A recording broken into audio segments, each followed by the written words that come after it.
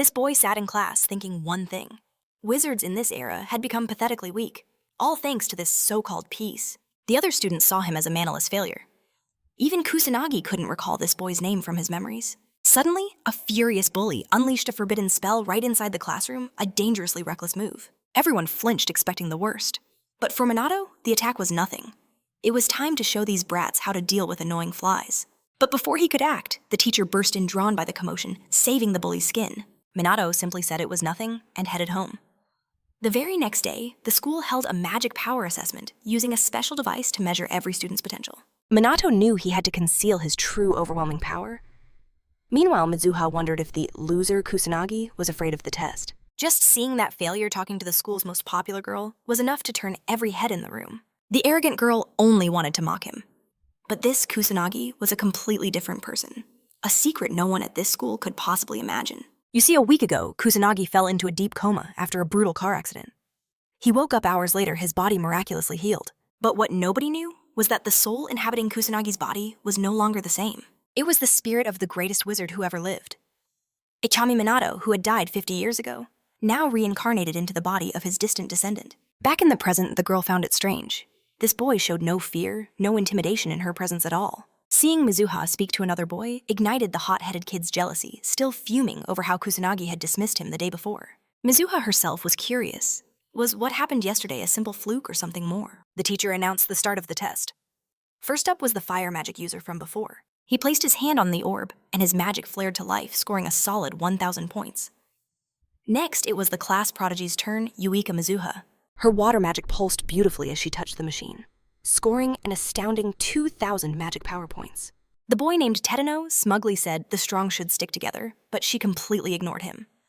Her record was so high no one else could even compare. The girl was certain. Now Kusanagi would finally understand the vast, unbridgeable gap between them. Minato Kusanagi stepped up to the machine, planning to suppress his power to avoid drawing suspicion. He would release just a tiny sliver, but the energy that flowed out wasn't from a single element. It was a perfect harmony of every element combined. In that moment, Kusanagi changed his mind, curious about his own limits. He would show them a glimpse of his true power. The energy that erupted drew everyone's gaze. It was an overwhelming presence. His mana shot into the heavens like a beacon felt even by students in the advanced classes. From miles away, the brilliant energy overloaded the machine, causing it to explode violently. For the second day in a row, Kusanagi was at the center of a destructive blast. The brilliant light forced the girls to shield their eyes from the blinding flash. Shards of the machine flew toward them, but Kusanagi was already moving, saving them so subtly they never even realized the danger they were in. The truth was his magic was on such a high level that mortals couldn't even sense it. All they could see was the blinding light. Not even the teacher could perceive his true power. After making sure the students were safe, he asked Kusanagi if he knew why the device exploded. Kusanagi's conclusion: the machine was probably defective, earning him a score of 0 for the test. The test results were used to form training groups. The teacher decided Tadano, the strongest boy, should be paired with the boy who got the worst score. Tadano smirked, agreeing with the plan. He leaned in and told Kusanagi he was looking forward to the practical class. The students arrived in Old Shabuya. The teacher explained that monsters still lurked in the city, which was destroyed by a great calamity long ago. Professional magicians and police forces regularly patrol the abandoned city, clearing out the lingering threats. For some reason, the academy students were now required to assist in these cleanup operations. Don't worry, the teacher assured them. The pros had already taken care of the most dangerous monsters. But our boy wasn't convinced. He hoped that by working in groups, the students could handle a few of the weaker beasts. Minato remembered being here just last night and felt a strange presence. There were definitely monsters nearby, but that made no sense. He had personally wiped this entire area clean yesterday. He saw no signs of a disaster, yet more monsters kept appearing. He overheard a few girls chattering, treating this dangerous mission like some kind of competition. Despite being in a real combat zone, the students were acting completely carefree, which our boy found baffling. For some reason, Mizuha's eyes were locked onto Kusanagi, observing him carefully. The teacher then declared the start of the practical class. Just then, Tadano spotted the main character and called out his name. He and his group swaggered over, warning our boy to stay put and not get in their way. Tadano promised he wouldn't hold back if Kusanagi acted up again. The protagonist couldn't help but wonder, if they hated him so much, why couldn't they just ignore him? Tadano's face contorts with fury, ordering him to shut his mouth. He can't understand why Mizuha would even speak to a worthless nobody like Kusanagi. This revelation stuns our hero. So that's what this was all about.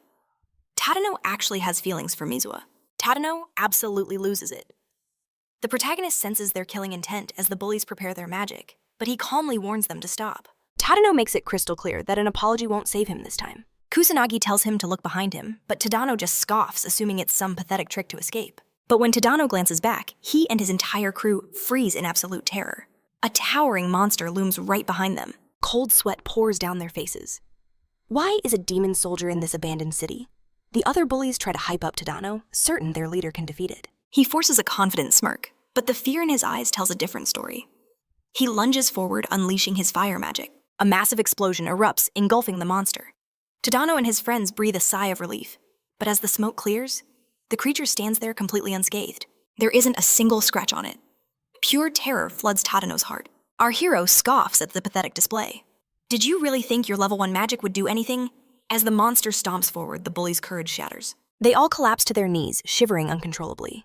Tears well up in Tadano's eyes as he wonders if this is the end. The so-called tough guy even wets his pants in fear.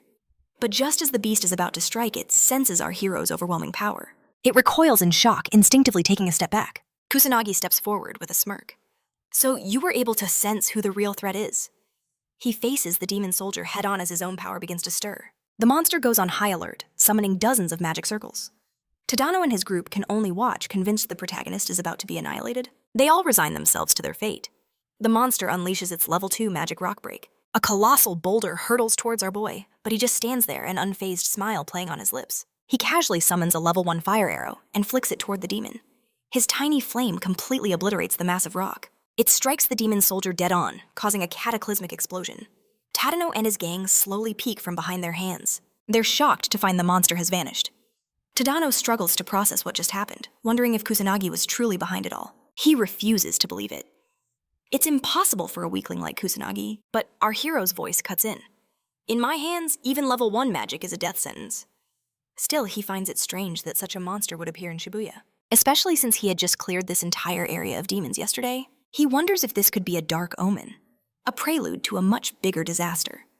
The protagonist considers if he needs to take this situation more seriously. Suddenly, haunting flashbacks from his previous life flood his mind. He was forced to watch countless people, including those he loved, die right before his eyes. He feels a pang of sadness and clenches his fist tightly. The protagonist's resolve hardens. If that calamity is destined to happen again, he will be the one to save humanity this time. The other bullies finally admit what they saw. They all witnessed Kusanagi defeat the demon soldier. Could this be the same Kusanagi they've always known? Overwhelmed with frustration, Tadano slams his fist against a wall. He's consumed by anger and confusion, unable to understand what's going on. Unseen, Mizuha observes everything from the shadows, completely stunned by Kusanagi's hidden power. Elsewhere, she effortlessly defeats a weak monster with her level 1 aqua saucer. Her classmates are left speechless and immediately begin to praise her skills. But their fawning only irritates her. She wonders why ordinary people are so easily impressed. To a true genius, a feat like this is nothing. Just then, she spots Tadano and his group. Mizuha tells her companions to handle the rest as she peels away. She assumes Tadano is bullying the protagonist again and feels a spark of excitement. She hurries over, eager not to miss the spectacle. Hiding behind a wall, she takes a peek, only for her blood to run cold. A demon soldier. She knows they can't possibly win that fight. But despite her fear, she decides to help them, fueled by the pride of the Mizuha family. She believes she can at least cause a distraction. Mizuha charges forward, screaming at everyone to run for their lives. In that instant, a massive wave of fire magic erupts right in front of her, slamming into the demon soldier. Kusanagi had annihilated the powerful monster in a single blow. Mizuha is utterly shocked. Was our hero responsible for that incredible power? She remembers Kusanagi as a shy kid with trash-tier magic. This can't possibly be the same person she once knew. She had been watching closely the entire time, and she is certain he didn't chant a single spell. Mizuha can't comprehend how it's possible. To defeat a demon soldier with chantless level 1 magic, it's a reality that's too much for her to accept. She knows that every demon's strength is determined by the number of crystals on its body. It's the very method used to establish the power ranking among all demon kind. Magical beasts are rank 6, demon soldiers rank 5. Demon captains hold rank 4, while demon generals claim the 3rd rank. The demon king himself is rank 2, and at the absolute pinnacle rank 1 is the one they call the demon god. These rankings are absolute. It's why every mage knows you need at least level 3 magic to even challenge a demon soldier, which is why she can't believe her eyes. Level 1 magic should be useless. Yet Kusanagi walks towards her without a hint of fear. Knowing there's no reason to hide anymore, she peeks out again, only to lock eyes with the protagonist. He calls her out for spying. Her face flushes with embarrassment. How could he possibly have known she was there? He scoffs internally. Of course he knew. It would be pathetic if he couldn't sense a fellow mage. Mizuha is left completely bewildered. He can't believe they really can't sense magic at all. Without another word, the boy turns to leave. She tries to stop him, but her voice is lost to the wind as he keeps walking. Mizuha demands an explanation and sprints after him, only to find the alley completely empty. He's vanished. Kusanagi lands silently on a rooftop, irritated as he watches the girl desperately search for him below. He scans his surroundings for threats. The demon soldiers are gone, but an unnerving number of magical beasts still remain. After witnessing Tadano's pathetic performance earlier, he has zero faith that the other students can handle this horde. The protagonist decides he'll just have to clean up this mess himself. Suddenly, a brilliant aura of power erupts from his body. His energy blankets the entire abandoned city. He summons 2 gleaming magic circles and unleashes a level 2 spell Barret. Countless beams of light shoot into the heavens before raining down like a meteor shower across all of Shabuya. Tadano and his friends gawk at the sky, mistaking the light for shooting stars. But Mizuha knows. That's magic. Who on earth could cast so many spells at once? Elsewhere in the city, 2 students find themselves cornered, completely surrounded by magical beasts. Hopelessness washes over them as the monsters close in. They brace for the end, accepting their cruel fate. But just as a beast lunges for the kill, it freezes, shrieking in agony, as a powerful beam of light pierces straight through it. The students stare in disbelief. "Are you okay?" they ask each other, shaken. High above, the protagonist watches it all unfold. A surge of satisfaction rushes through him as he watches the monsters fall. And then it hits him. He might have overdone it, wiping out almost every single monster in the area. Kusanagi sighs. With no monsters left to fight, will the class exercise even be able to continue? He regrets not holding back his power.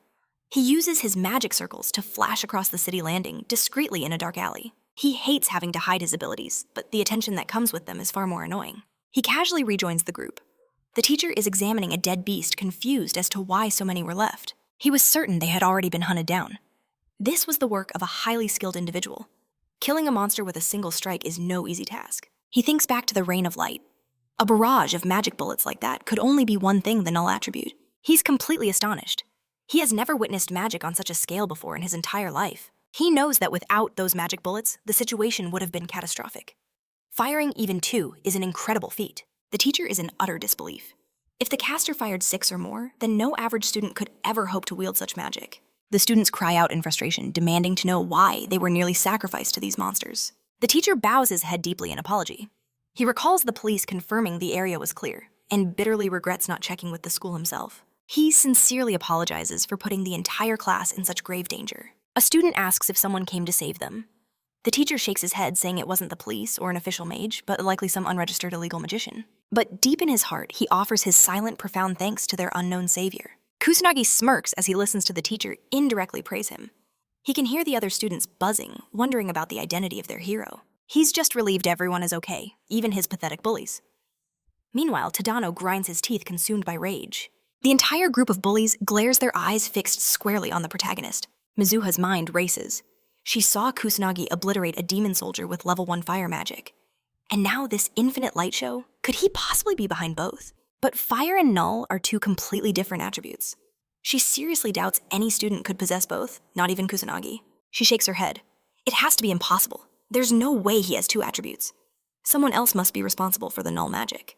But that still doesn't explain how he defeated the demon soldier alone. Tadano's group whispers that maybe he was behind the laser beams too.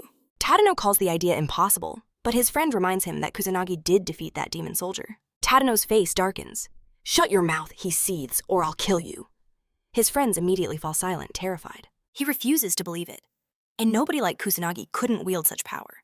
But he knows deep down that Kusanagi is hiding something enormous. His crony smirks, recalling Kusanagi's pathetic reputation. A roar of frustration rips from Tadano's throat, vowing to expose Kusanagi's lies. His goal, to corner the rat and force him to show his true pathetic colors. The final bell rings. As Kusanagi steps outside, he finds his path blocked by a wall of delinquents.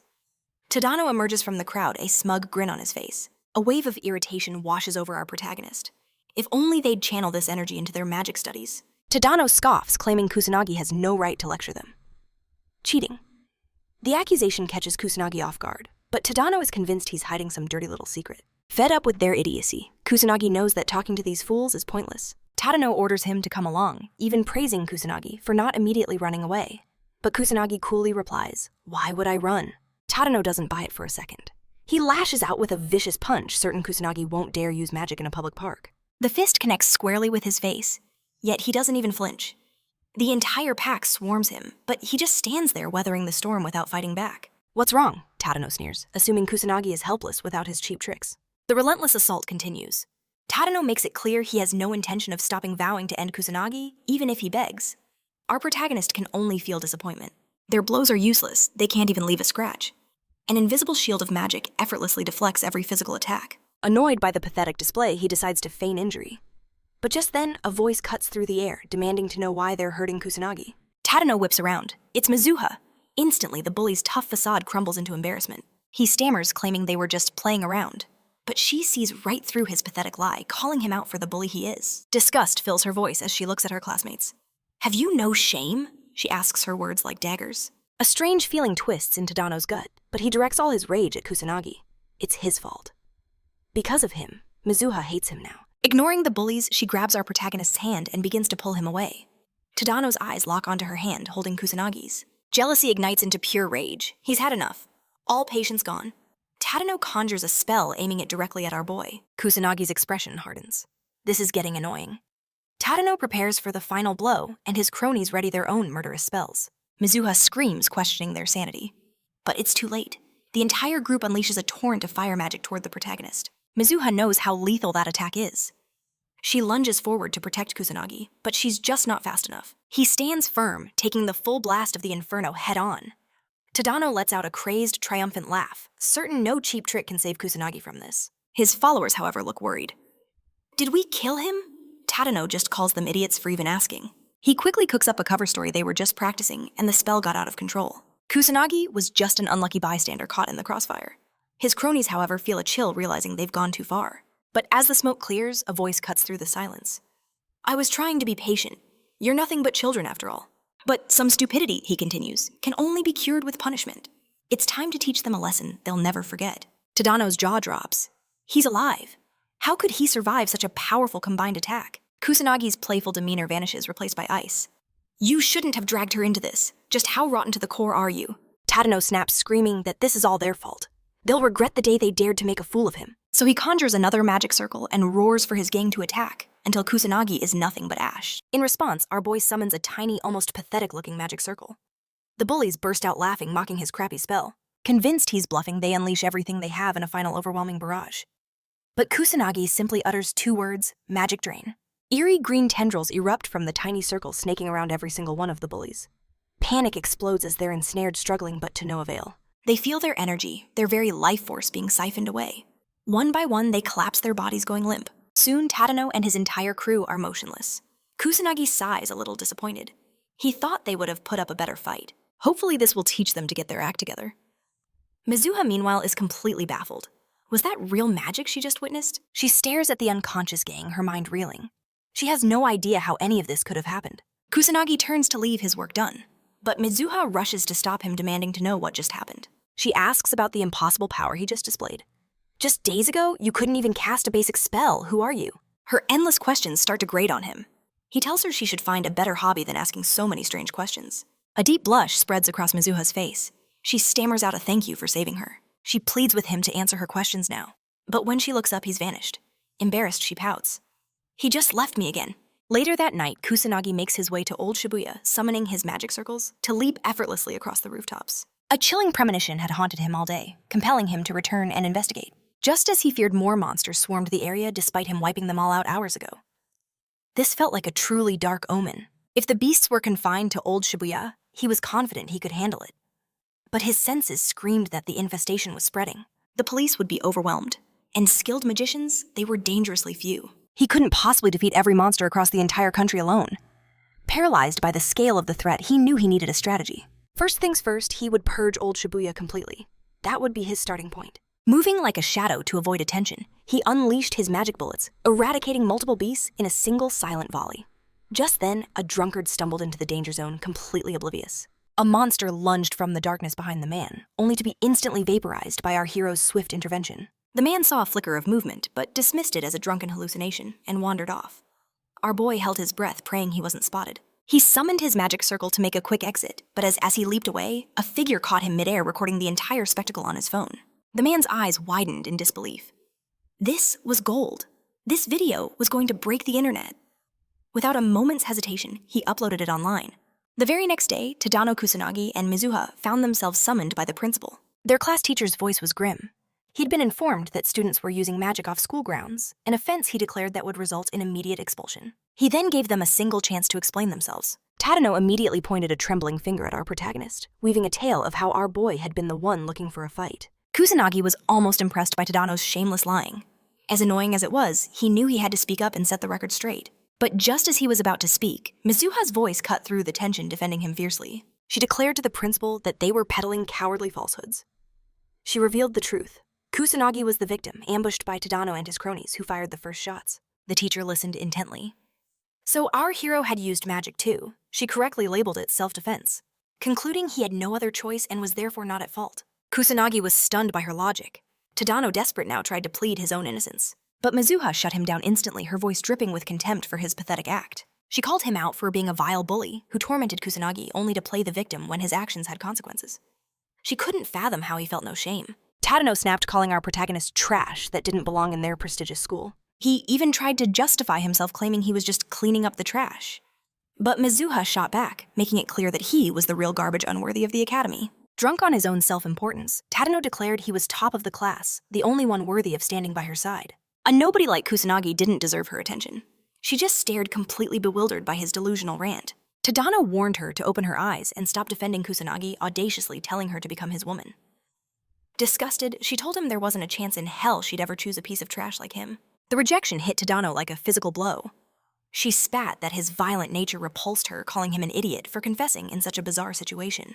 Our boy understood her reasoning perfectly, but even he had to admit that was a little harsh. The sheer shock of her words sent Tadano crumbling to the floor unconscious. With the truth revealed that he and his friends were the aggressors, the verdict was clear. The principal announced he had no need for students who selfishly used their power to harm others. Tadano and his entire group were expelled on the spot. Tadano's lackeys tried to save their own skins, pathetically claiming they were just following orders. The teacher dismissed Kusanagi and Mizuha, telling them to return to class. As soon as they left the office, Mizuha exploded in anger, declaring Tadano the absolute worst. Our hero asked what would happen to them now. She explained the obvious: their dream of becoming magicians was officially over. Then she turned to him, wondering why he hadn't spoken up for himself back there. He explained that he was about to, but she beat him to it. Then a memory surfaced and he paused. She asked him what was wrong. Kusanagi told her he was just thinking about how she always seemed to be saving him, first in the classroom and now in the principal's office. He looked at her sincerely, calling her a truly good person for always helping him out. A deep blush instantly spread across her face. Completely flustered, she told him to be quiet and sprinted towards the classroom to escape the embarrassment. Kusanagi smiled as he watched her go.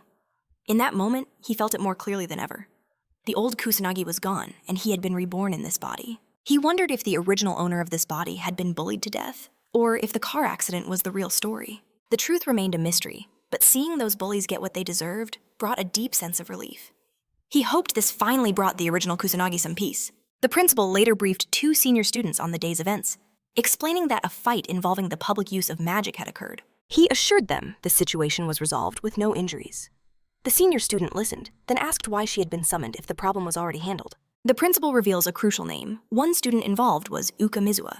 The blue-haired student acknowledges the news, thanking the principal, before asking her to send his regards to her father. She assures him not to worry, casually mentioning her family's interest in investing in the school. As she and her friend depart, the principal wonders, could Kusanagi be absurdly powerful? Fighting multiple mages at once is a feat of legend. No ordinary student could win such a battle, unless they were hiding some unfathomable strength. He questions if Kusanagi could be stronger than them, but the blue-haired girl dismisses the idea instantly. Intrigued, he declares his intention to meet this boy and see for himself. Meanwhile, she coldly considers her sister's fate, thinking her expulsion might depend on just how capable Kusanagi truly is. She is Mizuha Ruka, a third-year student, and her companion is Katsuragi Ryuji, also from the third-year class. With his life now quiet, Kusanagi feels an old boredom creeping back in. He overhears classmates whispering about a black mage, and can't help but wonder if it's connected to the magic nobles he's heard about. For now, he decides it's none of his concern. Just then, the teacher arrives, calling Kusanagi out for his assessment test. He announces that students who missed the first measurement now have a second chance to be tested. Mizuha's eyes light up at the news. This was her chance to finally learn more about our mysterious hero. But her hope turns to shock as her older sister Ruka Mizuha enters with Katsuragi. She couldn't believe it. Why was her sister here? The teacher calls Kusanagi's name, signaling the start of his magic power assessment. Our boy recalls how he shattered the last machine and resolves to hold back his true power this time. He channels his magic into the device, but a strange sensation suddenly grips him. An overwhelming fatigue crashes over him, leaving him gasping for air. The teacher rushes over in concern, glancing at the machine to check the results. Mizuha and the teacher stare in utter disbelief. His attribute was none, and his magic power was a pitiful 100, a result that brings a cruel smile to Katsuragi's face. Two students begin to mock Kusanagi, calling his score the lowest in their entire year, and branding him useless for lacking even a basic attribute. Katsuragi scoffs, convinced the principal's story was a complete fabrication. There was no way this weakling defeated a group of delinquents by himself. Ruka, utterly disappointed, turns to leave. There was nothing more to see here. The students sneer, seeing Kusanagi exhausted from a simple test. With a magic level that low, it was no surprise. The teacher attempts to console Kusanagi, telling him that raw power isn't everything. But Mizuha couldn't accept what she was seeing. It had to be a lie. She vividly remembers him single-handedly destroying a demon soldier, wielding both fire and null attributes with terrifying skill. What kind of trick was this? She had never heard of a mage capable of concealing their power by manipulating the results. But inwardly, the protagonist sighs in relief, pleased with the outcome. He had used a complex magic manipulation to fake the results, even if it took a heavy toll on his body. He felt a surge of confidence. He was finally getting the hang of this. Leaving the room, our boy runs right into Mizuha, who claims she was just there out of curiosity. She insists she just came to watch. But suddenly a cold voice stops them both in the middle of the school hall. It was Ruka. Kusanagi asks who they are. She icily introduces herself and Katsuragi. He recognizes the powerful family name. He asks if she needs something, but she scoffs, saying she has zero interest in him before striding toward her little sister. A knot of fear tightens in Mizuha's stomach as Ruka expresses her disgust that her sister lost to a mere handful of delinquents. And to make matters worse, she was saved by someone with only 100 magic power. She demands to know if it's true. Mizuha quietly confirms it, and her sister's face twists with rage. She orders Mizuha to quit the academy immediately. Mizuha is stunned, asking why she would say such a thing. Ruka reminds her that she has never won a single contest against her. In every fight, every test, every competition, be it academic, sports, or magic, she has lost every single time. Ruka declares that Mizuha doesn't have what it takes to be a mage. She should just give up, quit, and enroll in a normal school. Tears well up in Mizuha's eyes, but she's too broken to speak. Her sister coldly asks if she understands, and Mizuha can only choke out a yes. That's when Kusanagi finally steps in, his voice cutting through the tension. He calls Ruka arrogant. With a deathly glare, she dares him to repeat himself. He does, pointing out how she's been spewing nonsense without a single pause. She didn't even bother to listen to a single word her own sister had to say. To him, it was clear she was drowning in her own arrogance. She snaps back that this is a family matter, and a nobody like him has no right to interfere. He scoffs. She calls this a conversation. All he heard was her barking orders, never giving her sister a single chance to speak. Anger flares in her eyes, but he stands firm, believing no one has the right to crush another's dream. He calls her out on her cruelty. How could you force your own sister to abandon her path? Ruka scoffs, full of arrogance. That incompetent girl has no talent. She can't even land a single hit on me. Mizuha's eyes fill with tears. Her sister's harsh words shatter her spirit. All her self-belief vanishes in an instant. Was it all just a foolish lie she'd been telling herself? She had tried so hard to be a genius, to have talent, but she'd never won, not even once. That's when Kusanagi declares with utter certainty, "You can defeat her." A cryptic smile plays on his lips, confusing everyone. Ruka sneers. "Are you challenging me?" "Just give us some time," he replies coolly, because right now, winning is impossible for her. Ruka grants them a mere 2 weeks. She then proposes a 2-on-2 magic duel. He seems surprised, but accepts the ridiculous challenge. Turning to Mizuha with a reassuring grin, he asks if she's in. Seeing his confidence, her crying finally stops. A spark of determination ignites in Mizuha's eyes. She agrees to take on the challenge. With the duel decided, Kusanagi adds one final condition. "If we win, you will never bring this up again." Ruka raises the stakes even higher. "If my side wins, my sister leaves the academy for good." Her warning is ice cold. And don't expect me to hold back. The battle lines are drawn. Now they must prepare to face the truth. A short while later, Mizuha and Kusanagi meet on the rooftop. She desperately asks for his help. "Please teach me how to get stronger, quickly." So this was why she called him here. "Are you sure?" he asks, faking his weakness. "My magic power is only 100, you know, a trash-tier mage like me." But she doesn't fall for his act for a second. She can already see he's concealing his true strength. "I know you're much stronger than me," she insists. He can see it in her unwavering gaze. She's not backing down this time. She's certain he knows the secret to power, which is why he challenged her sister. He knows Ruka is a control freak who would never refuse a fight. It's simply in her nature. He used that to provoke this very confrontation. But there's no way he could ever admit that to Mizuha. She bows deeply, begging him for assistance. He finally gives in. "All right, I'll help you get stronger." She looks up, needing to confirm what she just heard. But he gives her a stern warning. You will follow my every instruction, and once we start, there is no going back. Without a moment's hesitation, she agrees to all his terms. Seeing her desperation, Kusanagi knew he couldn't possibly decline. And besides, after seeing the monsters in Shabuya, he had his own preparations to make. Raising a powerful mage could prove to be a valuable asset. Let's begin your training today, he decides, glancing around for a place to practice. Mizuha blushes shyly, inviting him over to her home. A short while later, they arrive at her house. He's astonished by the massive mansion, but she says it's natural as her father is a noble mage. It suddenly dawns on Mizuha. This is the first time she has ever invited a boy into her house. She panics, wondering if he found her invitation strange. She swears she had no ulterior motives. Shall we get started? Kusanagi suggests, noticing she's lost in thought. He calls her by a different name, Yuka. The girl becomes flustered hearing her first name. He explains it's just to avoid confusion since her sister is also named Mizuha. A wave of disappointment washes over her. So that's all it was. He asks if she'd prefer a different name, but she quickly agrees to Yuka. All right then, he begins. Let the training commence. I'm in your care. His very first question is about the fundamentals. What is magic power? She thinks it's an easy one. It's the energy inside a person's body used for magic, she replies. He then asks about incantations. Yuka answers confidently again. That's like a program that automatically shapes magic into an attack. Is there any way to increase one's magic power? He asks. She answers no, believing it is determined at birth, and stops growing at a certain age. Yuka beams with a confident smile, proud that she answered everything perfectly. And then he drops a bombshell. Every single one of her answers was wrong. Her proud expression crumbles and her eyes start to water. Are you trying to call me stupid? Our protagonist feels a bit bad. He can't believe how backward modern mages have become. To think so much truth could be lost in just 50 years. He starts explaining that magic power is not just inside the body. It exists everywhere in nature, in the world all around them. Incantations are merely tools to help shape magic. And most importantly, it is entirely possible to increase your own magic power. She finds his words impossible to believe. That's a lie that goes against everything the Academy teaches. If he were right, it would overturn the entire foundation of magic. He simply shrugs. It doesn't matter to me whether you believe it or not.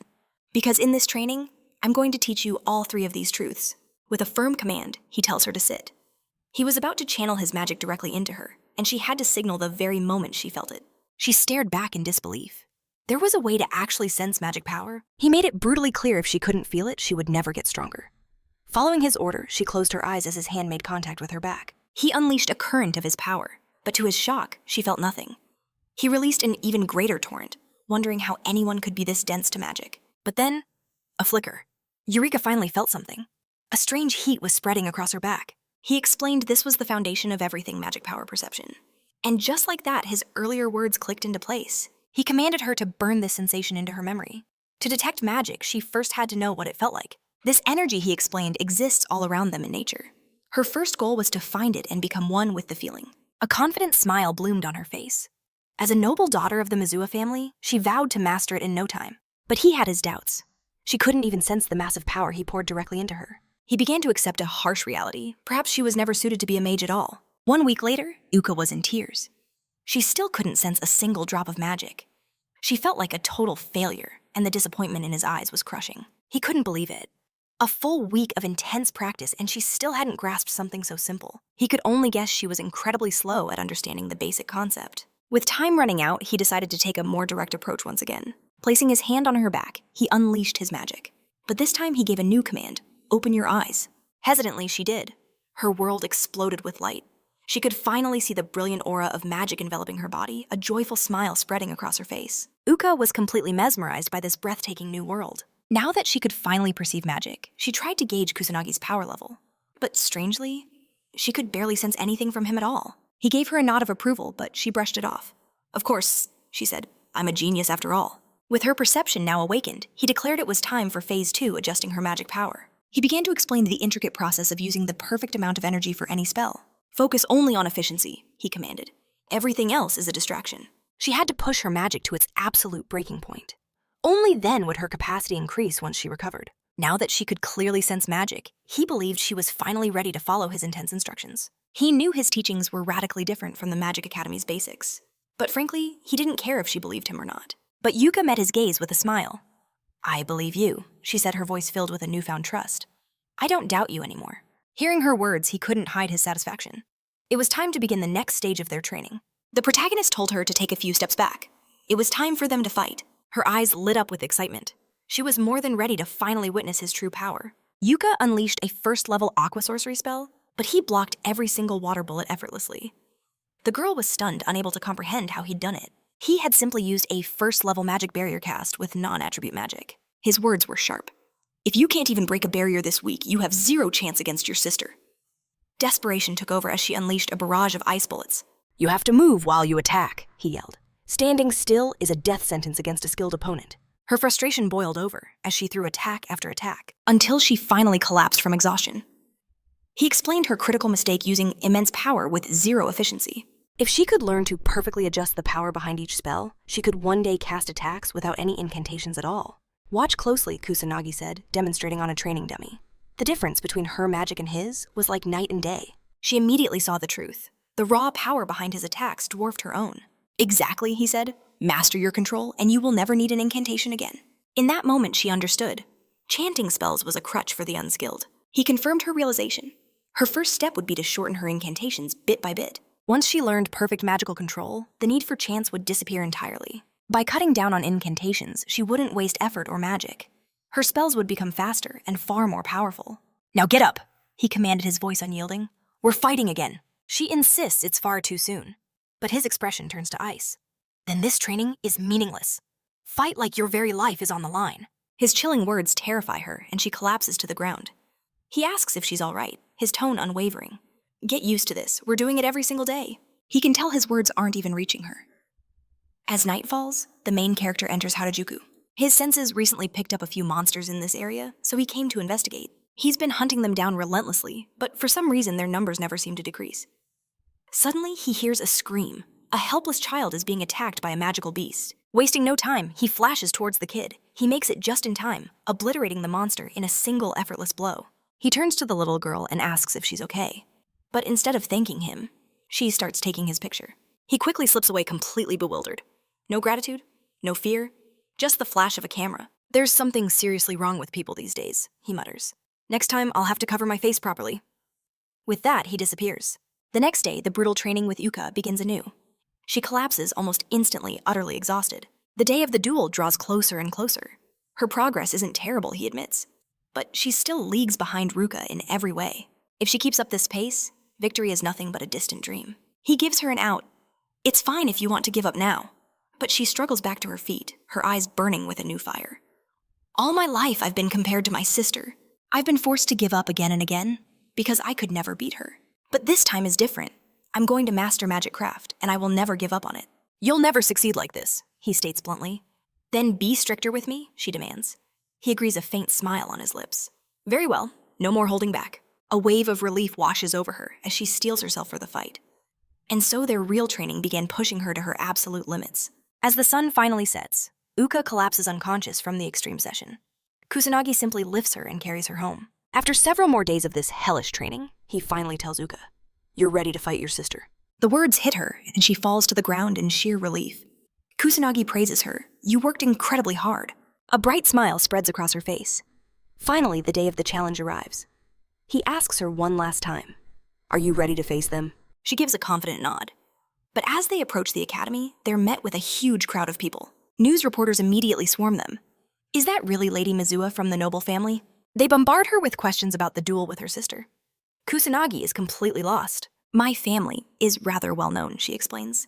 "A duel between sisters is considered major news." He's shocked that people care so much about a fight between two students. The name Mizuha must carry incredible weight. They finally reach the training ground, only to find it packed with a massive audience. This seems a bit much, he thinks, but she explains that student duels are rare, so this is more like a festival than a simple challenge. He's still trying to process it all when their names are called. Uka gets ready, but suddenly her body begins to shake uncontrollably. He leans in close. "Focus only on the hard work you put in." His words cut through her fear. She calms down and manages a smile. Her determination returns, and she walks to the stage without hesitation. She thinks to herself, "He's such a mysterious person, but his words always reach my heart."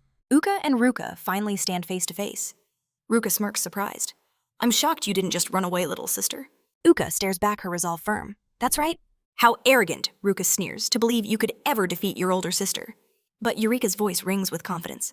"I'm definitely going to win." Ruka decides to play along, thinking her sister has certainly changed in the past 2 weeks. Uka knows the truth. Her older sister is strong, The difference in their magical power is like a vast ocean. But she believes in herself and knows she absolutely will win this fight. The beginning of the duel is announced. Both participants have permission to begin. Eureka wastes no time, her magic circle flaring to life. She's already shortening her chant as Ruka launches her first attack. Kusanagi watches from the sidelines analyzing the fight. Moving while casting magic spells is the absolute basic of any battle. He notes that Ruka at the very least understands the fundamentals of mage combat. But in contrast, Yuka is so overwhelmed by nerves she's forgotten everything and is standing completely still. Even with her reduced chanting time, she has lost all advantage. A clash of first-level water magic erupts between them. But Yuka manages to stand her ground against her sister's assault. Ruka is stunned by her power, realizing she's gotten much stronger. You've improved this much in just 2 weeks, Ruka admits. Yuka beams with happiness hearing her older sister finally praise her. Ruka immediately crushes her spirit. Stop grinning. That was a simple comparison, not a compliment. Ruka channels her energy, unleashing a far more potent spell. She fires off a second-level water blitz. Yuka is completely overwhelmed. She's thrown back by the force, crashing down beside our hero. He looks at her, knowing her enchanting skill has improved. It gave her a fighting chance. But her older sister is simply on another level. Ruka mocks him, what a cruel guy, not even helping her up after acting like her guardian. There's no need, he states calmly. Ruka doesn't get it. Then, to her utter shock, Yuka forces herself back onto her feet. How is this possible? Ruka can't comprehend how she's still standing after a direct hit from a level 2 blitz. Yuka's eyes burn with determination. She declares she will absolutely win this match. Magic craft is everything to her. Even if she loses everything else in her life, magic craft is the one thing she will never ever give up. With a renewed spirit, Yuka charges forward again. Ruka counters with her own barrage of spells. Yuka pushes herself to the limit against her sister, refusing to back down. But her body gives out her magic power, completely depleted. The announcer's voice booms across the arena. Contestant Yuka has exhausted her magic. Therefore, Ruka is the victor. Yuka desperately tries to rise, but she has nothing left. Kusanagi analyzes the fight. It was a battle of magical efficiency and control. He knew his friend was outmatched in raw magical power. Ruka smirks. Do you finally understand now? My little sister is completely talentless. She sneers, expecting him to agree. You're right, he confirms. She has no talent, and she's incredibly clumsy. Her progress was painfully slow, and she always fumbles when it comes to a real fight. But, he continues, his voice sharp, she is an idiot who works harder than anyone practicing persistently every single day. Ruka is still unimpressed with the outcome, but he tells her, I admire hardworking people like Yuka who never give up. Hearing his words, the girl begins to sob.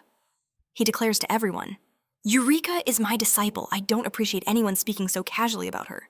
Overwhelmed, Eureka breaks down weeping uncontrollably. How arrogant, Ruka spits. Who are you to talk big with only 100 magic power? He stares her down. Then I'll defeat you with this 100 magic power. She thinks he's all talk, a fool spouting nonsense. But she agrees to the challenge anyway. Your opponent isn't me, Ruka clarifies. Katsuragi steps forward, grinning. Looks like it's finally my turn. Ruka tells him to end it fast, and he promises it'll be over in a flash. Katsuragi gently carries Yuka from the arena. Go and rest now. And make sure you watch me closely, he orders. You might actually learn something. She nods, understanding his message. But then she realizes. The pain is gone. The wounds on her arms have vanished completely. As our hero takes the stage, he admits to himself. That bold claim about winning with 100 magic power was just a bluff. He'll need 100% focus to pull this off. The protagonist decides to keep his power capped at 100. He'll rely on non-attribute incantationless attacks. He won't even deploy a magic barrier this time. A single direct hit could mean death. A smirk plays on his lips. How thrilling. Katsuragi prepares for battle. Sorry about this, he says, but I don't plan on holding anything back. Our hero smirks back. Funny, I was about to say the same to you. The crowd roars for Katsuragi, begging him not to injure the challenger too badly. Ignoring them completely, Katsuragi unleashes his aura. A staggering 8,000 magic power. Our protagonist sees the immense power level. Normally it'd be nothing. But against his mere 100, this could actually kill him. The second match begins. As they face off, Katsuragi says, don't hold a grudge when this is over. He summons his magic circles, preparing a massive attack. This is the perfect chance to test if the rumors about Kusanagi are true. Let's see if you can withstand this, he roars, ready to attack with his full might. But before he can even launch his spell, something zips through the air and smacks him on the forehead. You're too slow, our hero says, looking disappointed. A stunned silence falls over the audience. The match was over in an instant. The announcer declares Kusanagi the winner. Ruka is in disbelief. Her powerful friend was knocked out in a single hit. She remembers he didn't even chant a spell. What kind of trick was that? Kusanagi taunts her, happy it ended quickly, just like you wanted. His words just make her even more irritated. Yua is just as shocked, unable to believe he actually won. I admit it. You're strong, Ruka concedes. He simply replies, I'm stronger than you too. Stop spouting nonsense, she screams. Ruka's aura explodes, unleashing her 10,000 magic power. Kusanagi's magic perception picks it up immediately. So she's even stronger than the last guy. The announcer shouts into the mic. An unexpected turn of events. Kusanagi's unique fighting style has everyone on the edge of their seats. This next match will decide the true champion. The third round begins. Kusanagi uses the same tactic, firing a volley of magic bullets right at her. She unleashes a torrent of water magic in response. Our hero only has 100 magic power. Not nearly enough to harm Ruka, unless his magic bullet finds its mark right on her forehead. He quickly realizes she's already adapted, shielding her weak spot and standing her ground while casting. Ruka presses her assault with waves of water, but she's stunned to see the main character still standing. He seems unfazed, not using any defensive magic. So how is he completely unharmed? The crowd murmurs in confusion, wondering how he isn't even wet after taking so many direct hits. Yuka is also baffled, unable to decipher the technique he's using to defend himself, but she knows he's doing something extraordinary. Ruka attacks once more, but this time the boy dodges her spell with breathtaking speed. The truth finally dawns on her, leaving her utterly speechless. Yuka realizes it too. A magic attack can be nullified by another magic attack. Even with a massive gap in power, there's still a way to completely negate the damage. Everyone knows this is the fundamental principle of magical combat. Ruka grits her teeth in frustration. Her level 2 techniques possess immense speed and mass, making it nearly impossible to escape unharmed. So why is he standing there so fearlessly against her powerful spells? Kusanagi knows exactly what's running through her mind. He thinks to himself that dodging magic is simple if you can sense its flow. But it requires an insane amount of courage. Getting serious now. Ruka invokes a Tier 3 spell, Azura Splash. A wave of concern washes over the audience. A direct hit from that would be catastrophic. Ruka is exhausted, but she's confident Kusanagi can't possibly dodge this. Then, out of nowhere, a single magic bullet strikes her and she collapses. She can't comprehend how he is still standing. She demands to know what trick he used to evade her ultimate attack. He calmly explains it was a magic draining technique that consumes spells. He simply walked through the very center of her attack using Drain. Ruka is stunned into silence, then begins to laugh, admitting her total defeat. The announcer's voice rings out across the arena, declaring Kusanagi Minato the winner of the match. Yuka rushes onto the stage, asking if they're both all right. Our hero gives her a reassuring smile, telling her they're fine and that he won. A huge smile spreads across her face, overjoyed by his victory. True to her word, Ruka decides to keep her promise, allowing them to do whatever they wish. Kusanagi is relieved it all ended peacefully. He noticed that Yuka's earlier wounds weren't that severe. He guesses that Ruka must have been holding back during their fight. Ruka flushes with embarrassment, fumbling for an excuse. He points out how much stronger Yuka has become in just 2 weeks. He's sure Ruka noticed it too, and says there's no need for her to be so overprotective any longer. Yuka speaks up, her voice filled with newfound determination. She promises both of them she'll grow even stronger, so her sister will never have to worry about her again. Ruka smiles, finally beginning to trust in her little sister's strength. Kusanagi feels a wave of warmth watching the sisters reconcile. But then a crushing pressure descends, and he recognizes it as an abnormal magic signature. The sky begins to bleed into a horrifying crimson. Could the calamity be happening all over again? Elsewhere, Tadano and his cronies are rummaging through Kusanagi's bag. His display of power in the duel costs them a lot of followers. His lackey reports that the bag only contains textbooks. Tadano scoffs at our hero's diligence, growing more frustrated by the second. He's absolutely convinced Kusanagi is hiding some secret. It's the only way a nobody like him could use such powerful magic. One of his goons glances out the window, and his face pales with terror. Wondering what he saw, Tadano moves closer. They all stare in horror at the blood-red sky, questioning what is happening to the world. Someone mutters that it might be the Calamity, but Tadano refuses to believe it. Back at the training grounds, our hero looks up at the ominous sky, a deep sense of dread creeping in. Why is he sensing such a potent abnormal magic now? He suspects the worst. It has to be the Calamity. Panic begins to ripple through the audience. People start shouting, asking what's going on. One person cries out in denial, saying the Calamity can't be happening here. Kusanagi's heart pounds in his chest. Why would a Calamity strike so suddenly? He wonders if it's connected to the disturbance he felt in Shinjuku. He recalls that the first Calamity also began in Shinjuku. He doesn't know if it's a terrible coincidence, or if there's a dark purpose behind it. Just then, portals tear open in the sky, and grotesque magical beasts begin to pour out. The students scream in terror, but a teacher orders them to calm down, trying to lead everyone to safety. Wasting no time, Kusanagi fires off a volley of magic bullets, taking down the first wave of monsters. He then uses his magic to broadcast an announcement. Our hero's voice rings out, ordering everyone to remain calm. He explains that since this is just the start of the Calamity, only weaker monsters will appear. There's no need to panic. He assures them everything will be fine as long as they use their heads and listen to his instructions. He commands them to head for the gymnasium, stressing that they must move in groups, because moving alone is a death sentence. He turns to Ruka and the others. Get everyone to safety now. The teacher immediately asks, what are you planning to do? Kusanagi's eyes are fixed on the chaos. There are people still trapped in there. I'm going to save them. That's reckless, the teacher shouts, trying to stop him. But Katsuragi steps forward with a grin. He won't be alone. I'm going with him. The teacher's face fills with worry. But Katsuragi just nods toward Kusanagi. Don't you remember what he's capable of? Defeated, the teacher relents. Fine, just don't push yourselves. Stay safe. Like I'd die here. Katsuragi scoffs, glancing at his junior. Right. Kusanagi simply shrugs it off, telling Yuka, I'm going now. Her eyes widened with concern. Please, be careful. I'll take the lead, Junior. Katsuragi yells, exploding forward. His astonishing speed lets him cross 100 meters in just 10 seconds. Can you even keep up? He taunts. But then glowing magic circles erupt at Kusanagi's feet, and he vanishes, reappearing far ahead, leaving his senior completely stunned. His message was crystal clear. No, I'm going first. That speed is unreal, Katsuragi thinks. But speed alone is useless. He decides to watch his junior closely, eager to see what other powers he's hiding. Saving everyone was his goal, but unraveling Kusanagi's mysteries was a close second. Our hero's perception skill scans the entire building, detecting 58 magic users. But his mind raced. What about the students who had no magic power at all? If his hunch was right, he had to sweep the entire school.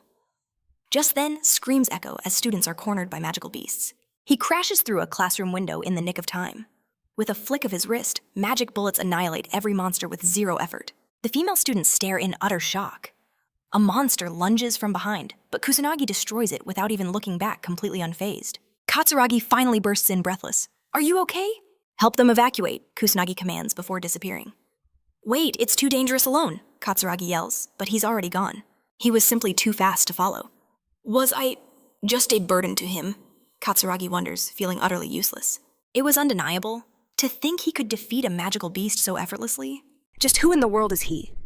Meanwhile, Kusanagi sprints through the halls hunting for more survivors. He could unleash his magic and wipe out all the monsters at once, but inside the cramped school, it was too great a risk. There was always a chance a stray attack might injure a student, so he had no other choice. He had to hunt the beasts down one by one, using low-grade magic to keep the students safe. He bursts into another classroom, saving students clinging to their lives by eradicating more beasts. After the monsters are all gone, the students can only show their immense gratitude. But he has no time to personally escort them. He has to get to the gymnasium, and he has to do it now. Elsewhere, Katsuragi saves another group. Get to safety, I'll handle this. But as they flee, one of the students points frantically toward the sky. What is it? He asks, looking up to see an impossible sight. Students floating gently down from above, each protected inside a magic bubble. What is he doing now? Katsuragi mutters, his mind reeling. Just who is this guy? Our hero was sending the rescued students directly to Katsuragi, trusting his senior to take care of the rest. Suddenly his senses flare. A lone female student is shaking in fear, cornered by a massive monster. She screams for help with all her might, and a colossal magic bullet descends from the heavens, destroying the beast instantly. She recognizes that light. It's the same magic that saved her before Kusanagi lands beside her. Are you injured? It was you, she whispers. You saved me twice. He confirms it's true. Then, the practice class, was that you too? The girl finally understands. This really is the second time he's saved her life. He confirms her suspicions without a word. Tears of relief stream down her face, finally getting a chance to face her savior. Thank you for saving me. Twice, she sobs. He just shrugs it off as if it was nothing special. His casual response leaves her speechless. Just then, a panting Katsuragi catches up. All right, who do I need to save next? Kusanagi tells the girl to stay with him, already turning to leave. She tries to stop him, but he ignores her words and disappears. Her face fills with worry while Katsuragi just squints after him. What is he looking at? Our hero knows there are still countless people trapped in the building. He has no time to wait for police or reinforcements. He has to hurry and save every single person as fast as he possibly can. At the Prime Minister's office, an emergency report comes through. The Kamui Magic Academy is under attack by a calamity. His staff is in disbelief. How could this be happening again? Everyone knew the last calamity was 50 years ago. For half a century, there had been nothing but peace. They begged the Prime Minister to form a plan whispering that their nation might be cursed. He assured them that the Beast Countermeasure Division, the police, and the magic nobles had all been mobilized. The Self-Defense Force had also begun preparing for the coming calamity. But his men reminded him they were equipped for disasters, not war. They had no true mages, no one who could actually stand against these monsters. He shot back that he was painfully aware of their situation. Decades of peace had made them soft, unprepared for a real catastrophe. Nearly their entire military budget had been funneled into international affairs, leaving them defenseless from within. Now they had no choice but to rely on the police and the noble mages to handle the demonic beasts. Frustration boiled within him. The same nightmare from 50 years ago was back. But this time, they didn't have the legendary Ichami Minato to save them. Elsewhere in a speeding car, a young woman asked her senior if this was truly happening again. He confirmed her fears. Without a doubt, the Calamity had returned. Her face went pale with anxiety. After 50 long years of safety, she couldn't believe their peace was just a fleeting dream. He told her to stay focused. This was the job they signed up for. He was Shido Shugo of the Metropolitan Police Department. Her resolve hardened as she declared she'd do her best. She was Sergeant Sonata Karen. Just then, news helicopters descended upon the Magic Academy. A reporter's frantic voice broadcasted to the world that the Academy was ground zero for the Calamity. He described the horrifying sea monsters pouring out from a rift under a sky that had turned a ghastly shade of red. A female reporter added that the magical beasts had materialized out of thin air. As a result, the entire student body was now taking refuge inside the gymnasium. A teacher tried to calm the students, claiming that with teamwork, they could handle mere magical beasts. He insisted that if they worked together, they could surely defeat the monsters. The entire world watched, captivated by the horror. A couple of kids watching the news realized in terror that the academy was terrifyingly close to their home. They immediately decided to run. Outside, chaos erupted. People scrambled in every direction, desperately trying to save themselves. Watching from afar, two men could only stare as the situation spiraled into a horrifying spectacle. Viewers everywhere watched in stunned silence. Our hero observed the unending flood of monsters. He knew that Stage 2 was about to begin, which meant much stronger enemies would soon appear. As the stages progressed, the fight would only become more brutal. There was no point in fighting these minions. They would just keep spawning endlessly. The magical beasts would never stop coming until he defeated the final boss, who would only appear in the last stage. Until then, he had to bide his time. A flicker of irritation crossed his face, but he continued to rescue more people. He saved another 20 survivors, sending them floating to safety inside his magical bubbles. But finding all the students was proving difficult as they had scattered everywhere. He decided it was time to move to the next area. Meanwhile, in a random classroom, Tadano was desperately blasting away with his fire magic. He finally collapsed, realizing his attacks had zero effect, and his magic was completely depleted. As a demon soldier loomed over them, the entire gang wailed, cursing their luck for being cornered a second time. Tadano's friends reminded him they had warned him about this. The bully seethed with frustration, remembering how our hero could slay a monster with a single blow. He couldn't understand why he was so powerless in comparison. A voice cut through his despair. "It's because you're pathetic trash." Tadano looked up just in time to see a single spell obliterate the demon soldier effortlessly. Stunned, he watched as Kusanagi calmly entered the classroom and then turned to leave. A wave of fury washed over Tadano. It had happened again. He had been saved by Kusanagi for the second time. "Wait," he screamed. "Why did you save me again? I'm nothing but annoying trash to you." The protagonist replied without turning back. "There is no reason. I saved you simply because I had the power to do so." Tadano was left speechless. A deep sense of inferiority took hold, and the bully lashed out. "You're just a wimp who can't even use magic right." Tadano couldn't comprehend it. How had this nobody suddenly become so overwhelmingly powerful? Kusanagi paused, revealing a shocking truth. "The real Kusanagi died in a car accident. I was reborn." The bully's mind reeled. That made no sense. How could someone become stronger after facing death? He who was supposed to become a great mage had lost completely to someone he considered utter garbage. Kusanagi stares down at him with absolute disgust. He coldly declares that truly strong individuals never prey on the defenseless. Even a pathetic coward wouldn't stoop so low as to torment those beneath them. Piercing through Tadano's fragile ego, our main character exposes his deepest insecurities. He shatters the bully's delusions, revealing him as nothing more than garbage blinded by a fake sense of superiority. The gap between their power levels is absolute. Kusanagi makes it brutally clear that a worthless insect like him couldn't even dream of landing a single scratch in a real fight. The crushing weight of reality finally breaks him. Tadano's legs give out completely, and he collapses straight to his knees in utter defeat. Tears streaming down his face, he confesses his darkest secret. His magical growth had been completely dead since junior high. Desperate to hide his pathetic weakness, he chose to terrorize innocent students just to feel powerful. But destiny works in mysterious ways. To be completely overwhelmed by Kusanagi, the very person everyone labeled as the ultimate loser, it was a brutal reality he simply refused to swallow. Sobbing uncontrollably in front of his stunned followers, the broken bully openly admits that the very kid they mocked is their true savior. Meanwhile, our overpowered hero effortlessly wipes out the remaining beasts inside the classroom. But the nightmare is far from over. A terrifying demon soldier breaches the perimeter, locking its bloodthirsty gaze right on him. Kusanagi fires off a compressed magic bullet. However, the elite monster flashes a wicked grin and dodges the attack with terrifying speed. Seeing that basic attacks won't cut it, our boy decides to turn up the heat. A blazing aura erupts from his body as he prepares to unleash his ultimate fire magic. The demon soldier is instantly reduced to ashes without a second thought.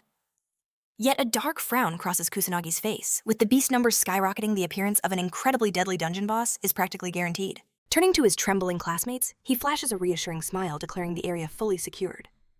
Cut to another hallway, and exhausted Katsuragi curses under his breath. Wondering why our main character dumped all the heavy lifting on his shoulders, Flames furiously dance from Katsuragi's fingertips. He desperately incinerates a pack of charging beasts, acting as the sole shield for the fleeing crowd. Noticing a terrified girl frozen in shock, he steps up like a true hero. He promises to lay his life on the line, vowing to escort every single one of them to safety. His absolute confidence works like a charm. The suffocating fear lifts from the air, and the students erupt into passionate cheers for their brave protector. But his inner thoughts are a complete mess, staring down an endless ocean of bloodthirsty monsters. Katsuragi internally panics about keeping everyone alive. Suddenly, Kusanagi materializes from the shadows, like a ghost casually offering backup. Katsuragi nearly jumps out of his skin. Clutching his racing heart, he furiously begs his friend to stop using such terrifying ninja-like entrances. Without skipping a beat, our boy commands him to evacuate the group the moment he clears the path. Yet heavy doubt lingers in Katsuragi's eyes. To take on an entire army of monsters completely solo? That is pure suicide. He frantically suggests abandoning this corridor and finding a safer detour. Instead of arguing, Kusanagi lets his power do the talking. A massive wave of pure non-attribute magic explodes outward. In a fraction of a second, the entire demonic legion is completely vaporized with terrifying ease. Jaws hit the floor as absolute silence fills the hallway. Breaking the shock, Kusanagi snaps Katsuragi back to reality, ordering him to grab the survivors and march forward immediately. Swallowing his absolute awe, Katsuragi rallies the troops.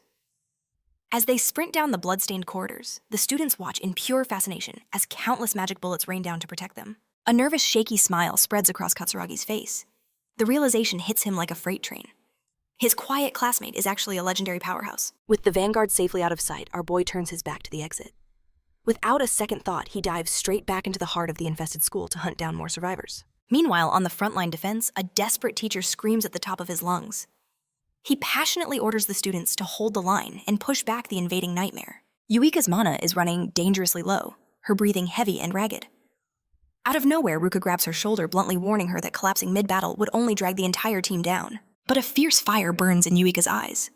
Gripping her weapon tightly, she completely rejects the idea of resting, swearing to fight until her absolute breaking point. At last, Katsuragi kicks open the doors to the gymnasium barricade. Seeing the newly rescued survivors, the teacher showers him with praise and quickly commands them to seek shelter inside. Sensing the heavy tension in the air, Katsuragi demands a status report. Ruka grinds her teeth gravely, admitting that their defensive perimeter is hanging by a single fragile thread. Panic flashes across Yuika's face as she frantically asks for Kusanagi's whereabouts. Giving her a confident thumbs up, Katsuragi swears that their overpowered friend is out there tearing the monsters apart. A massive wave of relief washes over her, melting her anxiety into a gorgeous smile. Katsuragi can't help but chuckle openly, confessing that the guy is an absolute monster when it comes to raw strength. With a powerhouse like Kusanagi fighting in their corner, surviving this apocalyptic disaster suddenly feels possible. Yuika nods vigorously, her heart fluttering with total faith in their silent guardian. But just as hope begins to bloom, a violent earthquake shatters the peace. The ground violently tremors, sending the students into a blind panic as the teacher screams for an immediate full-scale evacuation. From the suffocating black dust, a terrifying silhouette emerges. An endless blood-chilling army of high-tier monsters breaks through the barricades. Katsuragi's blood runs ice cold. Spotting elite demon soldiers leading the charge, pure despair grips his soul as he realizes their frontline defenses are completely useless against this threat. The sheer volume of the beast horde makes fighting back impossible. They have to run for their lives. The horrific second-stage abominations lock onto the students and begin a merciless hunt. Yuika sprints desperately toward the safe zone, but a massive beast lunges from her blind spot. Jaws wide open, just before its fangs pierce her flesh, a mysterious blast obliterates the creature into bloody mist. The cavalry has finally arrived. Captain Shido of the Magic Police Force kicks down the gates. Barking furious orders, he commands his elite officers to unleash hell on the beasts and defend the innocent at all costs. Seeing the official uniforms, a collective sigh of relief ripples through the exhausted crowd. They collapse in tears, genuinely believing the nightmare is finally over. Standing tall, Captain Shido promises that the police will handle the bloodbath from here. He strictly orders everyone to fall back and evacuate immediately. But instead of running, Yuka stubbornly marches right up to the front lines. Thinking the shock has clouded her mind, Shido angrily repeats his absolute command to retreat to safety. But Yuka stares back with unflinching resolve, boldly declaring that they refuse to hide like normal civilians. Drawing her weapon, Ruka steps right beside her, proudly announcing their true identity as combat-ready mages. A spark of respect flashes in Shido's eyes. Realizing their absolute determination, he quickly integrates them into the formation, assigning them to provide heavy artillery from the rear. Swallowing his pride, the captain admits his squad is vastly outnumbered and desperately needs their firepower. He clicks his tongue in sheer frustration. It completely disgusts him that the official authorities are practically powerless against this deadly disaster. In the backlines, Sonata works miracles, bathing the wounded in warm golden healing light. Watching from a hidden vantage point, our overpowered protagonist sees the police taking control and simply smirks, finally fading into the shadows to let them handle the rest. He's stunned. The police are here, but where on earth are the self-defense troops? It's madness. A national-level disaster is unfolding, yet the country has no emergency protocol whatsoever. This is a harsh lesson for those who take peace for granted. But he shoves that thought aside. He has to save the students still trapped inside. The news reporter's voice trembles as she announces the police arrival, but the monstrous horde is multiplying at an insane rate. Can the police even handle a calamity of this scale? She prays the mage nobles will finally make an appearance. A few students watching the broadcast get giddy excited at the mere thought of witnessing the nobles' legendary power. An old couple mutters that they've paid their taxes faithfully. The mage nobles have a duty to protect them. The reporter echoes the nation's hope for their swift arrival. But inside a lavish mansion, a noble named Fukujan scoffs at the plea. As the head of a mage household, he orders his butler to ignore the entire situation. When the butler questions the command, Fukujan insists it's just a small-scale incident. The police are more than enough. He scoffs, then decides he's going to bed. The butler can only wish him a peaceful night. Meanwhile, back at the school, Shido realizes their reality is a living nightmare. He asks one of his men if they can break through the entrance, but the answer is a grim no. The sheer number of beasts is just too overwhelming. Shido watches the swarm of creatures grow a terrifying tide of claws and fangs. At this rate, they'll never save the civilians in time. The self-defense troops were supposed to secure their rear, but they are nowhere to be seen. There's only one option left: contact the mage nobles. But strangely, all his calls go unanswered. They were meant to be the ultimate solution, and yet they are utterly useless. As students bravely fight alongside the police, Shido recalls everything he's studied about these calamities. He wonders if the heroes from 50 years ago faced this same suffocating despair. He can only pray the boss doesn't show up. But as if summoned by his worst fears, the number of monsters suddenly explodes, and a massive pillar of purple light erupts from the ground. A demon captain emerges its oppressive aura, sending waves of panic through the crowd. Shido can't believe his eyes. It's their final boss. Ruka's blood runs cold. The demon captain? A mythical beast that rarely appears in this era. Only a mage noble could possibly defeat it. Yuka realizes they need magic stronger than level 5. She breaks down crying that no one there can possibly cast such a high-level spell. The demon captain unleashes its devastating power, summoning a storm of magic circles that fills the sky. Yuka is frozen in pure terror. Ruka leaps into action, pouring all her strength into a defensive barrier, but her power is no match for the beast. In a final desperate act, she throws herself in front of Yuka, becoming a human shield. The attack hits her with brutal force, but she succeeds in protecting her sister. The younger girl watches in horror as her sister is gravely injured. While the other students flee, Yuka stays rooted to the spot, desperately trying to save Ruka. Shido and his men are completely overrun, their cries for help swallowed by the monstrous roars. Katsuragi unleashes everything he has, but the demon captain doesn't even flinch. The police finally admit defeat, accepting their grim fate. Yuka continues to cry for help, screaming the protagonist's name. As the demon captain closes in, an irritated voice cuts through the chaos. At last, our hero arrives, calmly apologizing for being late.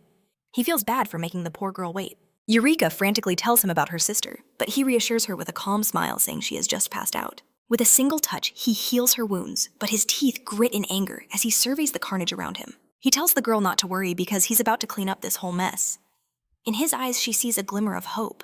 Instantly, dozens of magic circles appear in the sky, and a holy light rains down, healing all the injured students. Yuka watches in astonishment as her sister's wounds vanish without a trace. As the fallen students awaken, Sonata notices the incredible magic at work. She's shocked to see third-level holy magic admitting that even she is incapable of such a feat. She wonders who could possibly be behind this. Sonata finds her senior and asks if he's all right. The guy assures her he isn't hurt, but he's completely out of magic power. She questions what is happening. Shido doesn't understand either, but he knows they must focus on protecting the civilians. Sonata begins to cry, desperately trying to stop him from rejoining the fight. It's reckless, she pleads, but he is determined. If I don't fight, he says, every single one of us will die.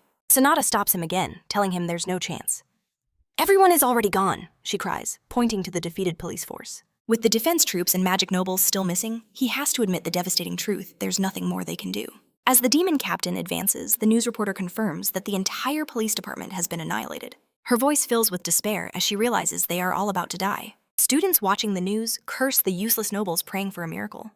The entire nation watches, learning that no one is left who can possibly defeat the demon captain. But then a single figure calmly approaches the monstrous beast, ready to face it all by himself. Sonata stares in disbelief. Does this guy have a death wish? Shido shouts a warning, but our hero's focus is unbreakable. Kusanagi stands his ground, ready to end this monster's rampage. But the demon captain roars, its voice dripping with bloodlust, promising only death and destruction. A wave of pure terror crashes over the students. Many are frozen in place, about to collapse from the sheer dread. The immense pressure pins Shido and Sonata, rendering them helpless. Yet the boy remains completely unfazed. He unleashes a blast of energy, telling the beast to shut its mouth. A shriek of pure rage erupts from the demon captain. Its demonic horde echoes the cry, unleashing massive magic circles that converge on our protagonist. A memory flashes in his mind. The last time he faced a calamity of this scale, he held nothing back. But he can't do that now. Unleashing his full power here would annihilate everyone around him. He has to restrain himself to protect the innocent. The monster's onslaught slams into him with brutal force. Shido believes he's been obliterated. But just as the deadly magic nears the students, our hero erects powerful shields. A barrage of magic bullets erupts from his hands, driving back the demonic army. Shido is completely stunned. Just who in the world is this guy?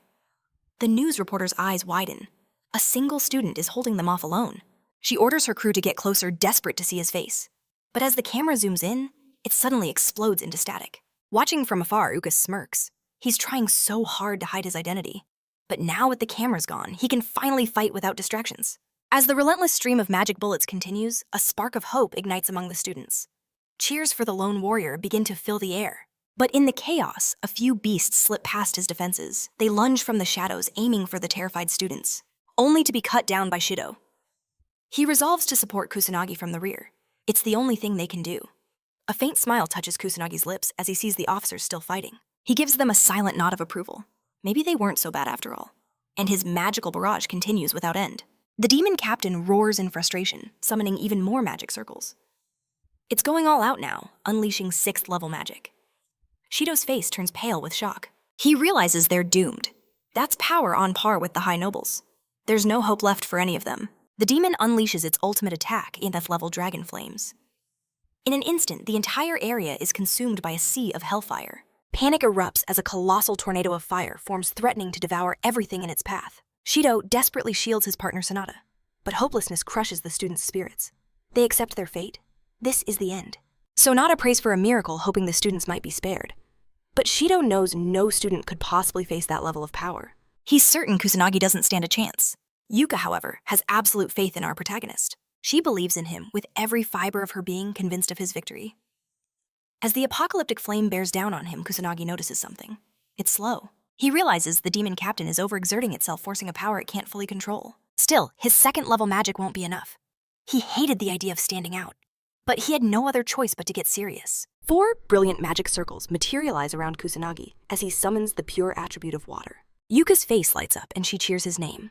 The water coalesces into a colossal serpent. Shido stares in awe, wondering if it's synthesis magic. The serpent of water clashes with the raging inferno. Kusanagi's power immediately begins to overpower the demon captains. But the demon refuses to yield. It pushes back with all its might, screaming its bottomless hatred for the human race. The flames roar with renewed intensity. But Kusanagi simply injects a bit more of his own power. After a brief, world-shaking struggle, the demon captain finally understands. It is about to die. The monster questions how it could possibly lose to a mere human child. Kusanagi looks down on it calmly. Simple. You lack training, he sighs. I was hoping for a better fight, but you were a disappointment. As the demonic energy fades, the sky returns to normal. Kusanagi allows himself a small smile. With the final boss defeated, the calamity was finally over. The students are frozen in stunned silence, unable to comprehend that Kusanagi actually defeated that monster. Then a thunderous cheer erupts. Everyone leaps to their feet, celebrating their miraculous survival. Even the news crew joins in, overwhelmed with relief. Sonata comforts a crying student, assuring her that it's all over. But Shido just stares at Kusanagi, muttering, "Impossible." He can't understand how a single student could stop a calamity all by himself. He doubts even the high nobles could have faced that 6th level magic. Just who is Kusanagi really? The shock is so great his legs finally give out. Kusanagi finds Yuka and tells her it's finished. She beams, "I always knew you could do it, thank you." Her unwavering faith brings a genuine smile to his face. But in the next moment, the students swarm him shouting his praises. They all try to show their gratitude, but Kusanagi's expression darkens with irritation as he tells them all to get back. He already regrets this. Standing out was a huge mistake. It's just like his past life. He prays this doesn't lead to another annoying existence. Yuka notices the deep annoyance in his eyes. An official announcement is broadcast soon after the Calamity at Kamui Magic Academy has been successfully suppressed. The Academy refuses to share any details about the boy who defeated the boss single-handedly. No casualties were reported, though several people were injured. The news is plastered everywhere with his face on every screen. His classmates call him a hero, but Kusanagi just wants them all to be quiet. Then comes the promotion to S-Class, and suddenly a wall stands between him and his friends. They can't joke around like they used to. Whispers follow him instead, wondering if he carries the blood of some legendary mage. From across the room, an S-Class elite watches, noticing the pure irritation on Kusanagi's face. He scoffs internally. A student with that much power? Impossible. Kusanagi's friends fire back, swearing he defeated the demon captain alone. But the elite isn't buying it. The story feels completely fabricated. Using the argument as a distraction, Kusanagi slips out of the classroom, breathing a sigh of relief. But his freedom is short-lived. Yuka finds him a mischievous grin on her face. "Is the fame too much to handle?" she teases. She pokes fun at him, calling him the mighty savior who protected the entire school. Kusanagi remembers that Yuka was also promoted to S-Class for her bravery, yet she doesn't seem happy about it at all. When he asks why she blushes, it's not the rank she's happy about. It's because someone else she cares about is there too. Suddenly he thinks of her sister and asks if Ruka is feeling better. Yuka's face lights up, explaining they've been talking more than ever before. He's glad to hear it, and Yuka is overflowing with joy. "Thank you for everything," she says, her voice thick with emotion. In a rare moment, Kusanagi gently pats her head. She freezes her cheeks, turning bright red as she asks what he's doing. He tells her to stop thanking him so much. Once was enough. Hearing that, a genuine smile spreads across Yuka's face. Meanwhile, in a high-level government office, a man ends a tense teleconference with other world leaders. The message is clear: when the next calamity hits, they will be on their own. Every nation is already at its breaking point. Someone brings up the news about a student defeating a boss monster, but the officials are skeptical. The entire police force was decimated in that battle. They dismiss it as battlefield confusion, certain that other nations would find the story just as unbelievable. The man gives a grim command. "Recall the noble mages. It's time to prepare for the coming storm." Back at school on the rooftop, Kusanagi and Yuka come face to face with Ruka and Katsuragi. For a moment, nobody speaks. Ruka breaks the silence, swallowing her immense pride. She bows her head and makes an unbelievable request. "Please, make me your disciple." Just a few days earlier, Ruka had been sitting with her sister, still processing the attack. The one who ended it all was Kusanagi. Yuka had confirmed it, revealing a shocking truth. He used 4th-level synthesis magic to destroy the demon captain. Ruka was floored. A power like that was said to be impossible even for the most elite archmages. But Yuka insisted it was true, and looking into her sister's honest eyes, Ruka chose to believe her, a slow smile spreading across her face. Yuka couldn't help but ask why her older sister always believed her without question. Ruka simply replied that Yuka had always been honest, gentle, obedient, and a hard worker who never told a lie. In that moment, Ruka finally admitted she was the stubborn one, and that her sister was never talentless. Yuka realized it all came from a place of worry. Filled with new determination, Yuka stood tall. "I'm going to become so strong," she declared, "that you'll never have to worry about me again." Ruka listened, truly seeing for the first time just how much her little sister had grown. Hearing her sister's praise, Yuka couldn't stop herself from breaking into a massive happy grin. Ruka knew then that Kusanagi's power was on another level, entirely, perhaps even surpassing their own father. To become truly powerful, she couldn't just follow the normal path. She needed his help. And so back in the present, Ruka apologizes for her past arrogance and rudeness. She knows how selfish her request sounds, but she's willing to swallow her pride to become stronger. "Please," she begs, "take me as your disciple." To her utter shock, Kusanagi simply says, "Okay." He agrees to teach her, but she's stunned, unable to understand why he would be so kind. He calls her a weirdo for asking for a favor, and then questioning it when it's granted. She knows he's right, but she can't let it go. "After how horribly I treated you?" He simply shrugs. "You apologized. I accepted. It's over." That simple statement leaves her completely speechless. Katsuragi seizes the opportunity and begs to be taught as well. Kusanagi agrees, saying it's no harder to teach 2 than 1, and the guy is ecstatic. Yuka leans in and whispers to her sister, "See, he's a really kind person." "And a complete mystery," Katsuragi adds.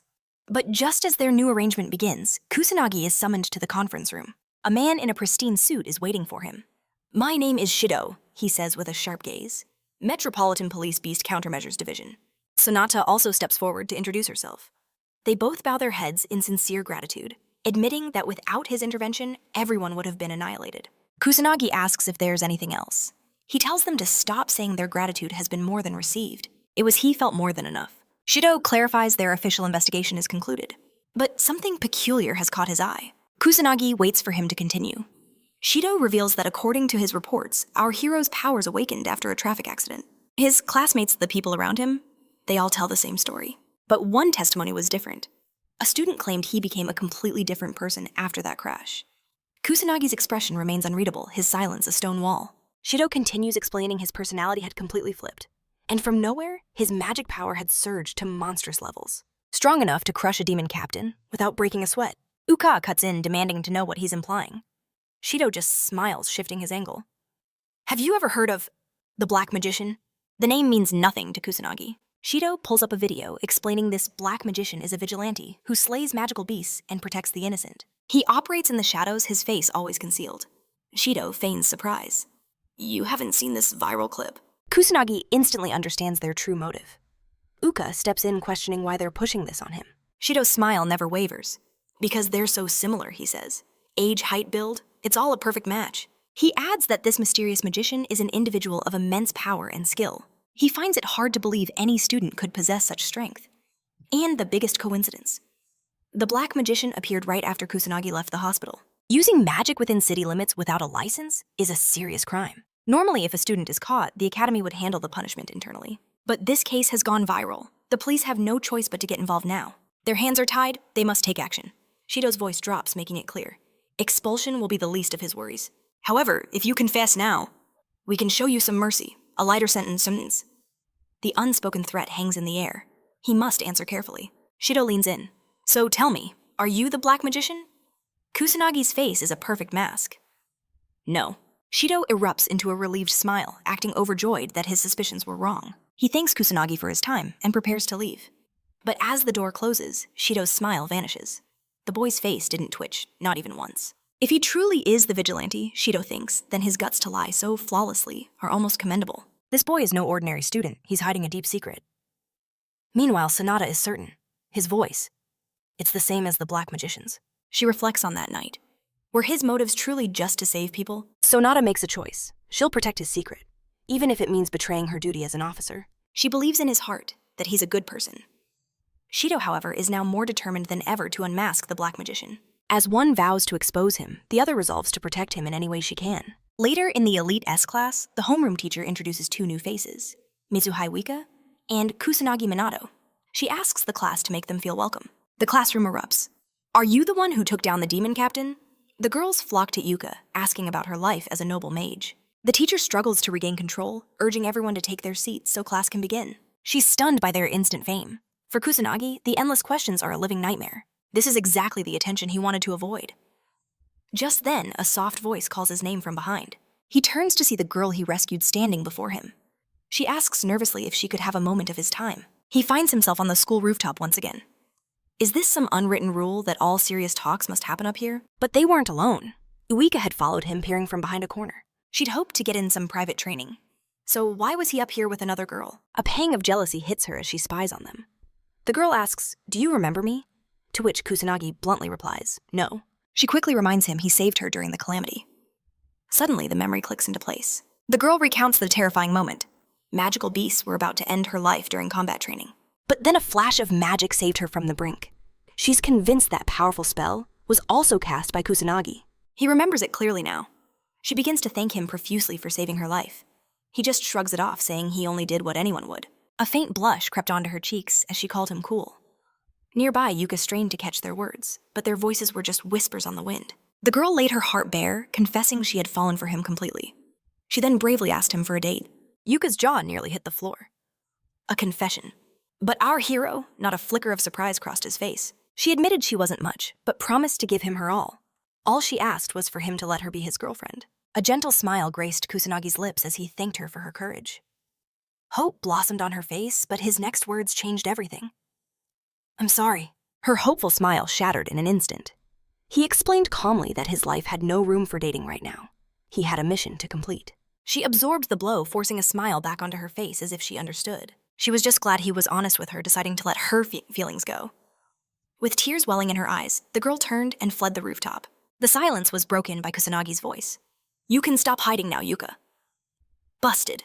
She stepped out from her hiding spot with the most awkward smile imaginable. She thought her mana concealment was perfect this time. How did he know? He bluntly called her mana control. Pathetic, saying it was practically spilling out everywhere. This was already the second time he'd caught her spying on him just like this. He couldn't help but wonder, was she some kind of peeping Tom? A flustered Yuka swore it was just terrible timing, insisting she hadn't meant to eavesdrop. She just had to ask. Why would he reject such a cute and pretty girl? But Kusanagi's response was ice cold. He had zero interest in dating anyone at the moment. Her eyes widened in shock. To him, the age gap felt like an impassable chasm, even if they were technically in the same school year. A strange sense of joy bloomed in Yuka's heart when she heard he wasn't looking for a girlfriend. She couldn't quite grasp it. Why did hearing he was single feel so incredibly relieving? She watched him with a worried expression. Kusanagi cut straight to the point, advising her to start training her mana control because, frankly, it was a total disaster. In his eyes, she needed far more training. She nodded, admitting she knew it was true, and a fire of determination ignited within her. She would push past her limits all for the day he would finally acknowledge her power. As darkness fell upon the city, our hero arrived in another district swarming with monsters. Their numbers were growing at an alarming rate. Was a new calamity about to unfold? Just then, a terrified scream ripped through the night. He saw a man using forbidden magic to terrorize a helpless girl. The thug sneered, telling her it was pointless to scream when no one was around. But as Kusanagi stepped out from the shadows, he was about to prove him dead wrong. The thug's eyes widen in shock, but our hero gives him zero time to react, landing a devastating blow to his gut. A pulse of magic erupts instantly, knocking the brute unconscious. He realizes it was just a low-level mage, and a thug with pathetic close combat skills. He figures the guy had never faced a real magic user in a brawl before. The girl he rescued stammers her thanks, asking if he's the rumored black mage. Annoyance flashes across his face as he turns his back on her, completely ignoring her question. It finally clicks for Kusanagi. The mysterious black mage everyone from students to police were talking about was him. He couldn't fathom how he'd become so infamous. The very next day, while eating with his friends, the main character casually brings up the black mage. He recalls Shiru mentioning some amateur mage who only appeared at night. With so many people talking, his curiosity was piqued. Katsuragi chimes in, saying the black mage has blown up on the internet. With a perfectly innocent face, our boy asks, "What's the internet?" He tilts his head, wondering if it's some kind of advanced fishing net. The entire table falls silent, staring in disbelief. They all looked at him as if he'd grown a second head. In this day and age, not knowing about the internet was simply unbelievable. They knew he was out of touch, a guy living under a massive rock. But this was a whole new level of clueless. Yuka patiently explains that the internet is a massive information network spanning the entire globe. Anyone can upload and share anything they want. That's how stories like the Black Mage spread like wildfire. You could find information on practically anything. And with photos and videos, it contained a nearly infinite library of knowledge. It finally started to make sense to him. Katsuragi explains he can tap into all that information through his smartphone. He tells our boy to pull it out and just try opening any random app. A huge triumphant grin spreads across Katsuragi's face as the search engine finally loads on the screen. They all shower him with praise, explaining he could now see anything in the world. Our boy just shrugs, calling it easy. Ruka suddenly remembers his promise to train them. She eagerly asks when their training is finally going to begin. Kusanagi agrees to start training them after school, considering it a fair trade since they taught him how to use a smartphone. He silently vows to push them to their limits. A shiver runs down Uka's spine. Hearing his determined tone, she could only feel a sense of impending doom. Later, during their training, all three of them collapse onto the ground, completely spent.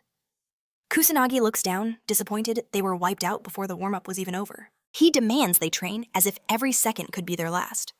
With renewed fire in their eyes, they push themselves up, promising they won't go down that easily. A sharp grin spread across his face. "Show me what you've truly got," he commanded. In an instant, their magic circles blaze to life. Near the iconic Tokyo Tower, a moment of peace shatters. Just seconds ago, the world was completely normal. But now they stare at a blood-red sky, a terrifying omen that has them trembling, wondering what nightmare is unfolding. A demonic legion tears through the sky, swarming with countless soldiers and captains. Meanwhile, in their own battle, the three trainees are thrown to the ground. He looks down on them, a mocking tone in his voice. "Have you given up already?" "Not yet." Ruka and Katsuragi roar, launching a desperate attack, but a simple barrier deflects their assault, and a volley of magic bullets sends them flying with zero effort. They crash to the ground, wounded. Seizing the opening, Yuka moves like a shadow, striking from his blind spot. But he dodges with impossible grace and neutralizes her with the very same effortless attack. "All right, break time," Kusanagi declares, ending the one-sided spar. A collective sigh of relief escapes them, finally able to catch their breath. Yuka gulps down some water while Katsuragi pants. That guy, he's on a completely different level, just too overpowered. Ruka nods in agreement. Even a top student like me can't touch him. Yuka confirms it. He's not just another student, he's something else. Her sharp eyes study his face. And there it is again. That familiar, perpetually annoyed expression. Kusanagi spins a convenient tale about a near-fatal car accident, claiming that when he awoke, these mysterious powers had simply appeared. I don't know why either, he says dismissively, so stop asking me about it. Ruka buys it completely, believing it was a near-death awakening. But Yuka, she sees right through his paper-thin lie. She knows that look isn't annoyance, it's a mask. And she's a little disappointed to see how easily her friends were fooled. If he's trying this hard to hide the truth, there must be a heavy reason behind it. A secret he's desperately protecting. She decides to let it go, for now. Meanwhile, Kusanagi breathes an internal sigh of relief. Thank goodness they're so gullible. As the setting sun paints the sky orange, they finally call it a day. Man, what a great training session, Katsuragi exclaims. This guy's tough. Kusanagi thinks, admiring his unbreakable spirit. Katsuragi just grins. Guess it's 'cause I always used to train alone. Suddenly his stomach lets out a mighty roar. I'm starving. Gotta head home and cook dinner. Kusanagi raises an eyebrow. You cook for yourself? Judging by his tough guy appearance, he never would have guessed. What's that supposed to mean? Katsuragi fires back a little offended. What about you? You just eat out all the time. I live on cup noodles, Kusanagi deadpans, shocking his friend. Inwardly, he's still amazed at the convenience of this new world. Cup noodles, are you trying to die? Katsuragi scolds him. Your body can't survive on that junk. Kusanagi is taken aback by his genuine concern. Without warning, Katsuragi grabs his arm. That's it. You're coming to my place for dinner. He tries to pull away, but it's no use against that iron grip. As he's dragged away, a small, genuine smile touches Kusanagi's lips. Having a friend like this feels nice. Arriving at the apartment, Kusanagi is immediately swarmed by little kids and put on babysitting duty, while Katsuragi heads to the kitchen. Sorry for the wait, Katsuragi calls out, then stops dead. He sees Kusanagi effortlessly entertaining the kids, with magic. Don't worry about it, Kusanagi says calmly, conjuring shimmering bubbles of pure magic that float around the delighted children. You idiot, Katsuragi whisper yells, rushing over. Don't use your magic inside the apartment. Kusanagi is genuinely surprised. He never thought magic could be used for something so simple. As he gets scolded, a little girl pats his arm comfortingly. Wow, you're actually great with kids, Katsuragi admits, amazed. The comment triggers a sudden painful memory of the calamity from his past life. Children are precious, Kusanagi says with unexpected weight. What are you, an old man? Katsuragi teases. Shut up, he grumbles back. Soon, he finds himself genuinely enjoying reading a book to them. Later, they all gather around the table saying thanks for the meal. The kids dig in with pure joy. Kusanagi takes a bite, and his eyes widen. This is unbelievably delicious. A stinging heat fills his eyes as he tries to recall the last time he ate a real home-cooked meal. He'd focused only on fighting for so long that he forgot how to live. So, Katsuragi asks, what about your parents? Don't have a dad, Katsuragi answers plainly. And mom works late, so I handle things around here, including my younger siblings. I even squeeze in a part-time job when I find the time. Kusanagi is stunned by his relentless schedule, but Katsuragi just grins. It's tough, but I like taking care of my family. Of course, Kusanagi thinks. He's a total musclehead who loves a challenge. That night, with the kids refusing to let him leave, he ends up staying over. Sorry about this, Katsuragi whispers later. My siblings can be a handful. Don't worry about it, Kusanagi replies. It's a nice change of pace. A look of genuine relief washes over Katsuragi's face. Thank you, he says with heartfelt gratitude. Kusanagi is confused. Thank me for what? It's not about this, his friend clarifies. It's about Ruka. She seems so much happier lately, Katsuragi explains. And I think that's all thanks to you. Kusanagi freezes. Wait, is this about love? So you have feelings for Ruka? He asked. But Katsuragi immediately shut it down. He explained they were just two outcasts who didn't fit in anywhere else, so they naturally gravitated towards each other. A sentiment Kusanagi understood all too well. The next morning, Kusanagi and his friend strolled towards school together. Uka, however, was already there, impatiently waiting. What on earth took you two so long? Katsuragi cheekily revealed that our hero had overslept. It was then the girls realized. The two of them had a sleepover. A spark of jealousy flashed in Uka's eyes. Did you train together without us?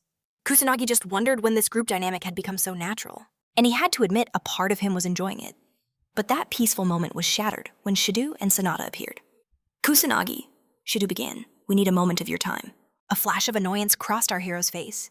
Shido bowed his head, apologizing for the intrusion, but stressed that the matter was incredibly urgent. Sonata jumped in, explaining that magical beasts were suddenly materializing right near the Tokyo Tower. She was certain it was connected to the recent calamity.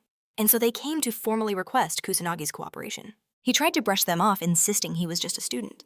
But Shidu countered, "Can we truly call a man who stops calamities by himself a mere student?" Shidu cut straight to the point.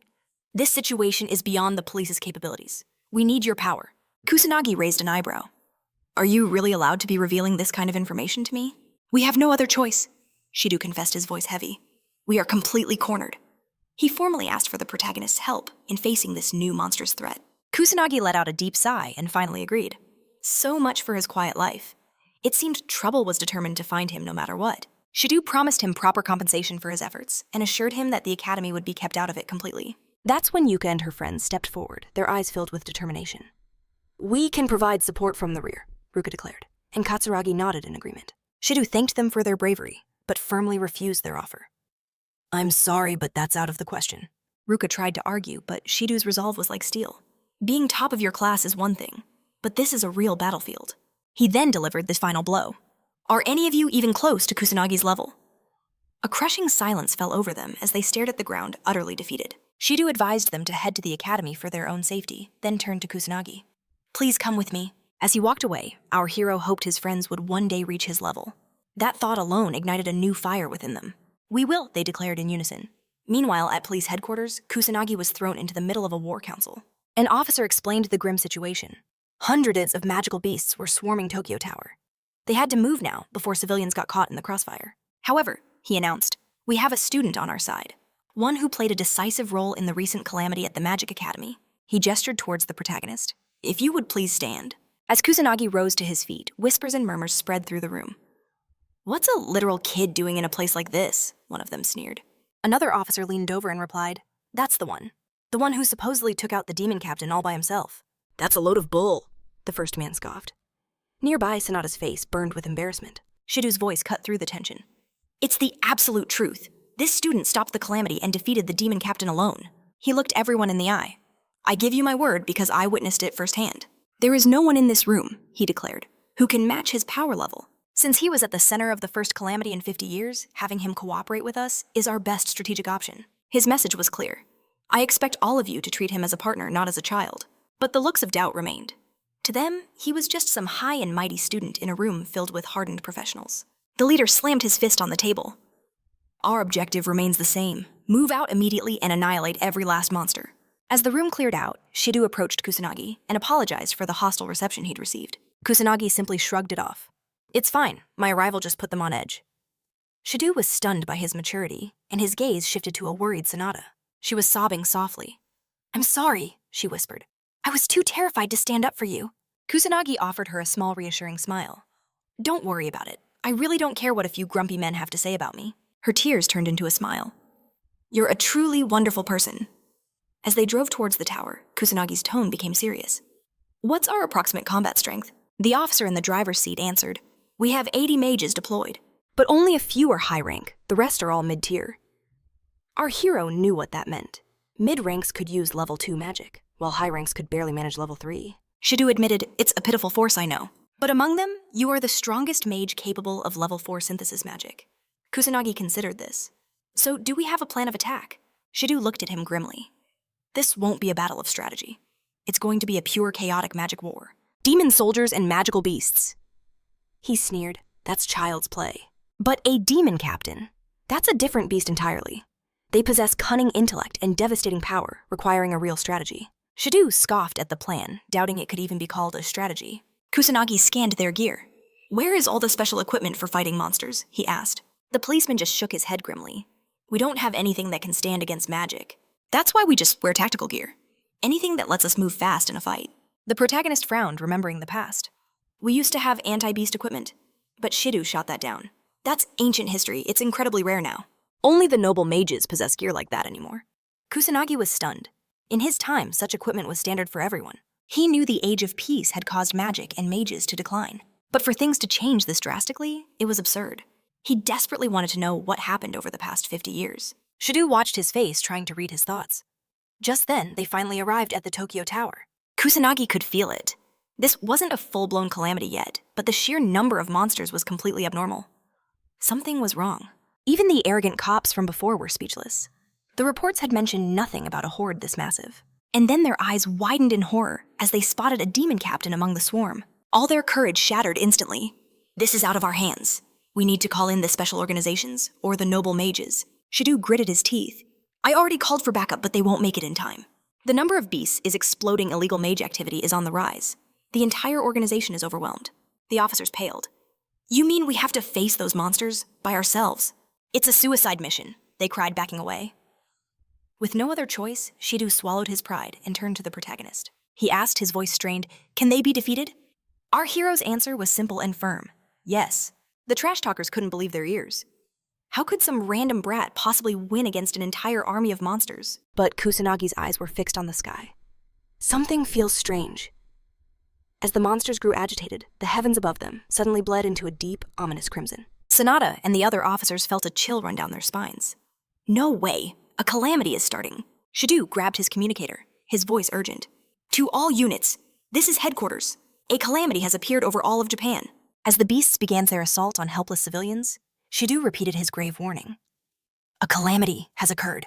Your priority is the people evacuate and protect the civilians from all harm, he ordered. They were trapped in a concrete jungle with a disaster unfolding. While Shidu and his men panicked, our hero remained completely unfazed. The policemen watched the horrifying phenomenon grow, their faces filled with terror. Why is this happening?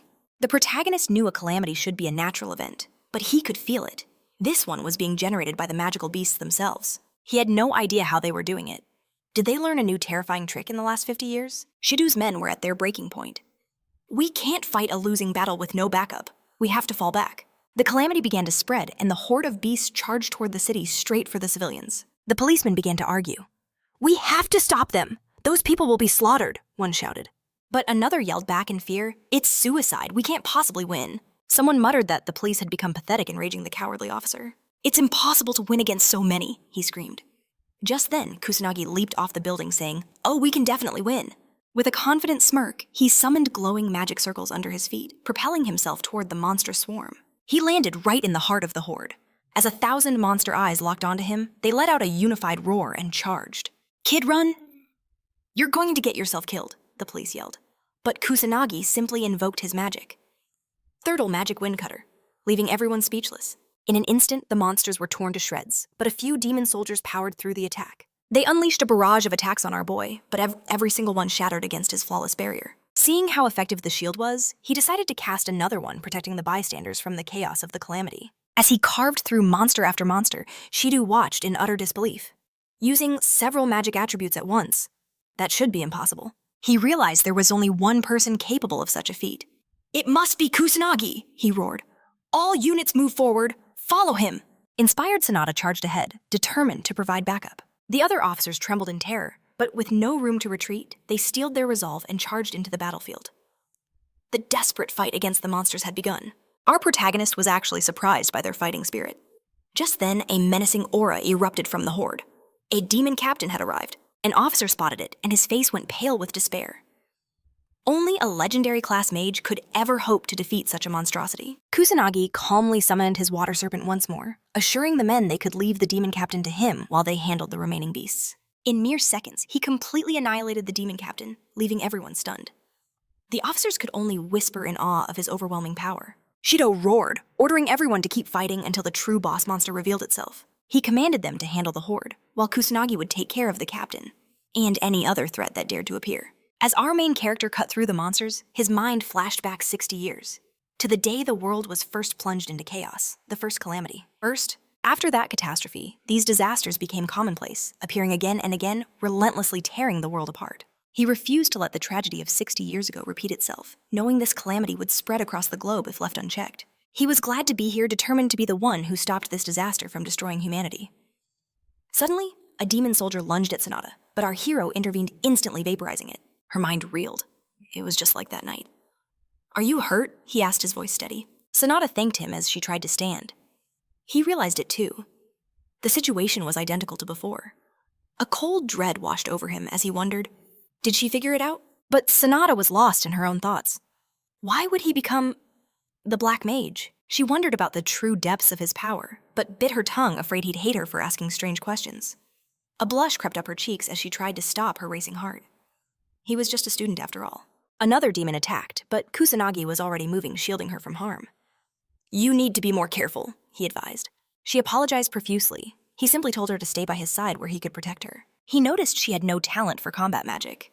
Sonata's face flushed again as she quickly followed his instructions. She questioned if he was really a student at all.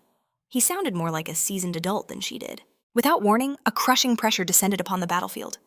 The mages began trembling in fear, wondering what was happening. From a blinding light, a new nightmare emerged. Shido recognized it immediately. A subspecies of a demon captain.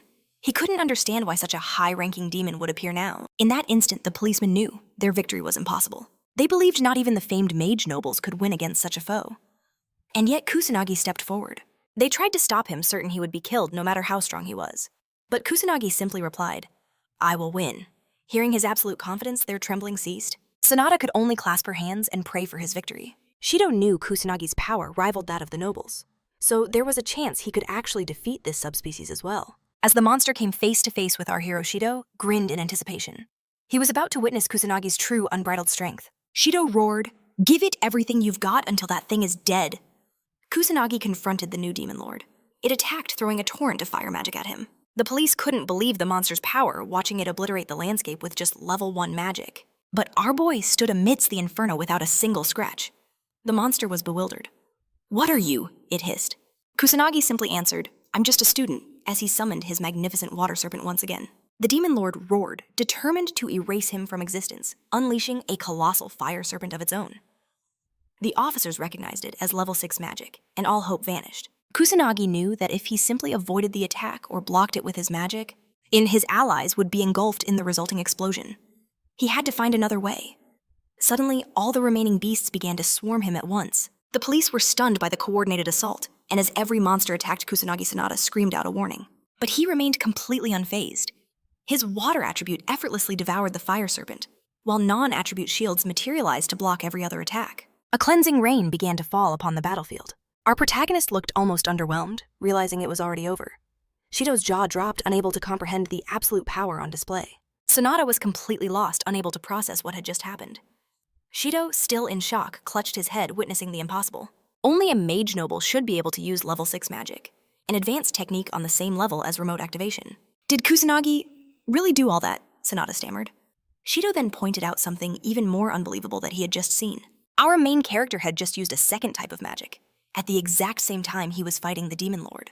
Normally there is a buffer time when casting 2 different spells, but Kusanagi had used them simultaneously. Even controlling a single type of magic is incredibly difficult. To use 2 at once meant our protagonist's power surpassed even the noble mages. Shido smiled, seeing his greatest expectations fulfilled. He knew he had finally found the person he had always searched for, the new Ichami Minato, me. "This place is too cramped," the protagonist declared. "Let's find a proper stage for this." The demon captain scoffed, activating level 1 aerial magic and soaring into the sky. As it repositioned, it felt a flicker of surprise. It thought he was trying to sever its connection to the army on the ground. But the boy simply smirked. "Your pathetic teamwork means nothing to me." His expression turned to ice. "We moved so I could finally go all out." The demon captain lunged forward to attack, but our hero moved like a phantom, evading every single strike. He blocked the furious blows with his bare arms, creating an opening for the demon to unleash a torrent of fire magic. A direct hit. The monster slammed him into the ground. But as the smoke cleared, Kusanagi stood without a scratch, leaving the demon captain utterly stunned. He advanced like a predator. "So you've resorted to brawling. You know your magic is useless against me. Your efforts are futile," he stated, landing a devastating blow to its head. "You can't even touch me." The demon captain was sent flying like a cannonball, barely saving itself with a magic circle. It roared, "A mere human's punch is nothing." But suddenly, its entire body was racked with tremors. The demon couldn't comprehend his terrifying power. "Who? What are you?" it shrieked in rage. Kusanagi just smiled. "Magic isn't my only trick. Allow me to demonstrate a technique I created myself." A grin spread across his face as he unleashed his true power. The demon captain could only watch in awe. Below, Shido and Sonata felt the crushing pressure of his aura. Kusanagi cloaked his body in raw magical energy. He felt power overflowing, but the demon sneered. "Human attacks are worthless." "We'll see about that," Kusanagi countered, deciding it was time to put his theory to the test. He unleashed a storm of punches, pushing the demon captain back with a relentless barrage from all directions. The monster tried pathetically to defend itself, but Kusanagi's new technique hammered through its guard without mercy. Shido watched in utter disbelief. The boy was overpowering a monster in pure hand-to-hand combat. How is that even possible, he wondered. Human attacks are supposed to be weak, yet he's tearing it apart with his fists. The demon captain reeled back, wounded and confused. How could a human push it into such a pathetic state? Kusanagi knew the truth. Normal attacks or weapons have no effect on monsters. But if you infuse those attacks with an overwhelming amount of magic power, the story changes completely. He called this fusion of martial arts and magic craft. Magic martial arts. The demon captain shrieked, refusing to believe a trash human could surpass it in raw strength. In a final desperate lunge, it attacked again. Kusanagi dodged with ease and drove his fist straight through its stomach. "You're a monster," the demon captain whispered with its final breath. With their leader slain, the remaining monsters faltered. The sky returned to normal as the calamity finally came to an end. The police sighed in relief, realizing the boy had done it all. Shidu ordered them to eliminate the remaining beasts and stay vigilant.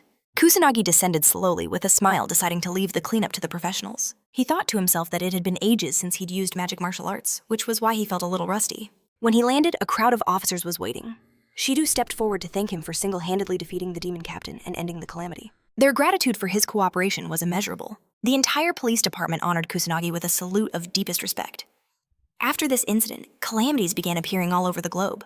But thanks to the cooperation between the police and noble mages, these new disasters were slowly brought under control. Still, anxiety grew among the populace, who started to blame the government for being unprepared. They voiced their disappointment in the mages who were supposed to be their sworn protectors. As fear spread, a new rumor gave people hope. A whisper that they still had the black mage on their side. Faith in this mysterious hero ignited across the world as everyone began to wonder who he truly was. Back at the academy, Kusanagi was beyond irritated. News had spread that he'd stopped the second calamity, and he was being showered with praise. "Is it true you fought a subspecies of a demon captain?" His classmates buzzed around him. He just wanted it to end. From a distance, Yuka noticed his completely exhausted expression. The teacher began her lecture about the recent disaster. "Always be prepared," she warned. "You aren't just students anymore, you are mages. This means there's no telling when they might be summoned." She glances at Kusanagi, calling him the experienced one. But just then, Sanada makes her grand entrance with several police officers in tow. She dismisses the class, prompting the anxious teacher to ask if there's a problem. Sanada flashes her badge, assuring her she has the headmaster's full permission. She calls out to Kusanagi once again, requesting his assistance. Our hero is just baffled by how far the police department has fallen. He wonders if they have any shame at all. The other students are staring, which just irritates him, so he decides to get this over with. He tells Sanada to just get to the point and explain the situation. She tells him not to worry, promising he'll receive the proper rewards and credit for his cooperation. She explains that beasts are spawning worldwide due to the calamities, and rogue mages from shady organizations have become terrifyingly active, leaving them critically short on manpower. Kusanagi deadpans. "So you came to recruit me?" Sanada looks apologetic, admitting she feels bad asking so much of him, but they have no one else. He is, after all, the strongest. Kusanagi just pulls out his phone, advising her to simply call him next time. She quickly apologizes, understanding his point. After successfully getting his contact info, she breathes a sigh of relief. The protagonist then asks what exactly she needs him to do. Her orders are simple: eliminate all the beasts in Harajuku. He accepts. Sanada offers him a ride in her car, but he knows that will be far too slow. In a flash, Kusanagi summons his magic circles and launches himself from the school grounds, leaving everyone behind. The police can only stare in awe at his incredible speed. Meanwhile, in Harajuku, the sky bleeds red as two small children tremble in fear. A big brother shields his younger sibling as a grotesque magical beast emerges. They try to flee, but the little one stumbles and falls. Just as the beast's jaws are about to close around them, a hero descends from the sky and instantly obliterates it. The children are safe. He praises them for their bravery, telling them they did an amazing job holding on. He gently returns their dropped Ichami toy with a reassuring smile to calm their fears, before handing them over to the police to clean up the area. The kids bow deeply in gratitude as he soars into the sky, the little brother's face lit up with pure admiration. Kusanagi quickly learns that fighting in Harajuku is far trickier than the academy or the ruins of Shabuya. The entire area is an obstacle course filled with people. He can't just fire off his magic bullets wildly, not when innocent civilians are still scrambling for their lives. While he can distinguish between humans and beasts, detecting normal people with zero magic is a whole other challenge. The only solution is to patrol the entire area on foot. Soon the police arrive, focusing on monster extermination, while the army and firefighters handle civilian rescue. They spot Kusanagi and call out to him. He recognizes one of the officers from the last calamity landing, and guessing they're the reinforcements. He's glad for the help and immediately asks for a status report. The officer reports that they haven't even evacuated half the civilians yet, and they're struggling to secure the east side. Kusanagi fires off a few precise shots, declaring he'll check the east side himself. The officer warns him about reports of illegal mages in that area, but then realizes warning the strongest mage in the world is probably pointless. Other officers watch in disbelief as he effortlessly vaporizes beast after beast, wondering who this kid is. To them, he looks like a savior sent from the heavens. Kusanagi faces down a demon captain and eradicates it with his 6th level burst stream. He's shocked, demon captains appearing outside of a calamity that hasn't happened in 50 years. The number of beasts is exploding. Kusanagi realizes they're not just numerous, they're getting stronger. The situation is escalating so fast that even he's finding it difficult to manage. He knows he needs a solid plan before this chaos spirals completely out of his control. Kusanagi saves 2 more civilians, handing them off to the firefighters. He has several strategies in mind, but isn't sure which to execute as he uses his bubbles to rescue more people. At that moment, Sonata arrives with her unit, and he helps them calm the rescued civilians. The police thank him profusely, certain that he alone minimized the casualties. But Kusanagi humbly disagrees, giving credit to the police and firefighters. He was, in his own words, just helping out. The officer is stunned, admitting he's one incredible student. They even apologize for their arrogant behavior during the last calamity, confessing their pride got the best of them. Kusanagi simply tells them to forget about it. The officers are blown away by his maturity and thank him one more time. Sonata steps forward to offer her own thanks, admitting she feels guilty relying on a student so much. He just reassures her that he already agreed to help. Kusanagi then gets serious, pointing out that the monsters are multiplying. And this new wave is on another level of strength. Sonata grimly agrees, stating they need a counter strategy. She mentions her superior is already working tirelessly to take action. As they're speaking, the 2 children he saved earlier approach him, thanking him again for his help. He smiles, genuinely happy to see them safe. The younger child looks up at him with wide eyes and asks, "Are you the great sage?" while his older brother quickly apologizes. Claiming his little brother is completely obsessed with the great sage. Kusanagi's eyes land on the toy, an old Ichami figurine. "That's because I'm the real great sage," he tells them. The boy just grins as if he knew all along. A distant memory surfaces from his life as a kami. A man had once pleaded with him, asking to sculpt a doll in his image. The man's eyes had shone with excitement, promising not just dolls, but photo cards and keychains too. Ichami had been skeptical, wondering who would ever buy such trinkets. But the man insisted people needed the great sage's strength in their hearts, and these items would bring hope to children. Ichami remained unconvinced, but the man declared him wrong. This wasn't about 50 years of peace, but 100. He desperately begged for Ichami's blessing. A faint smile touches Kusanagi's lips. The man had been right after all. He knows mere toys can't save the world, but the world needs its hero once more. Meanwhile, in a shadowy club deep within the capital, men report to their leader, Koyakudo. He is the president of the infamous underground mage guild, the Black Rebellion. The mention of an unaffiliated rogue mage is enough to get him on his feet. Fury flashes in his eyes. He learns this black mage has the audacity to oppose him. "Are you certain?" he snarls.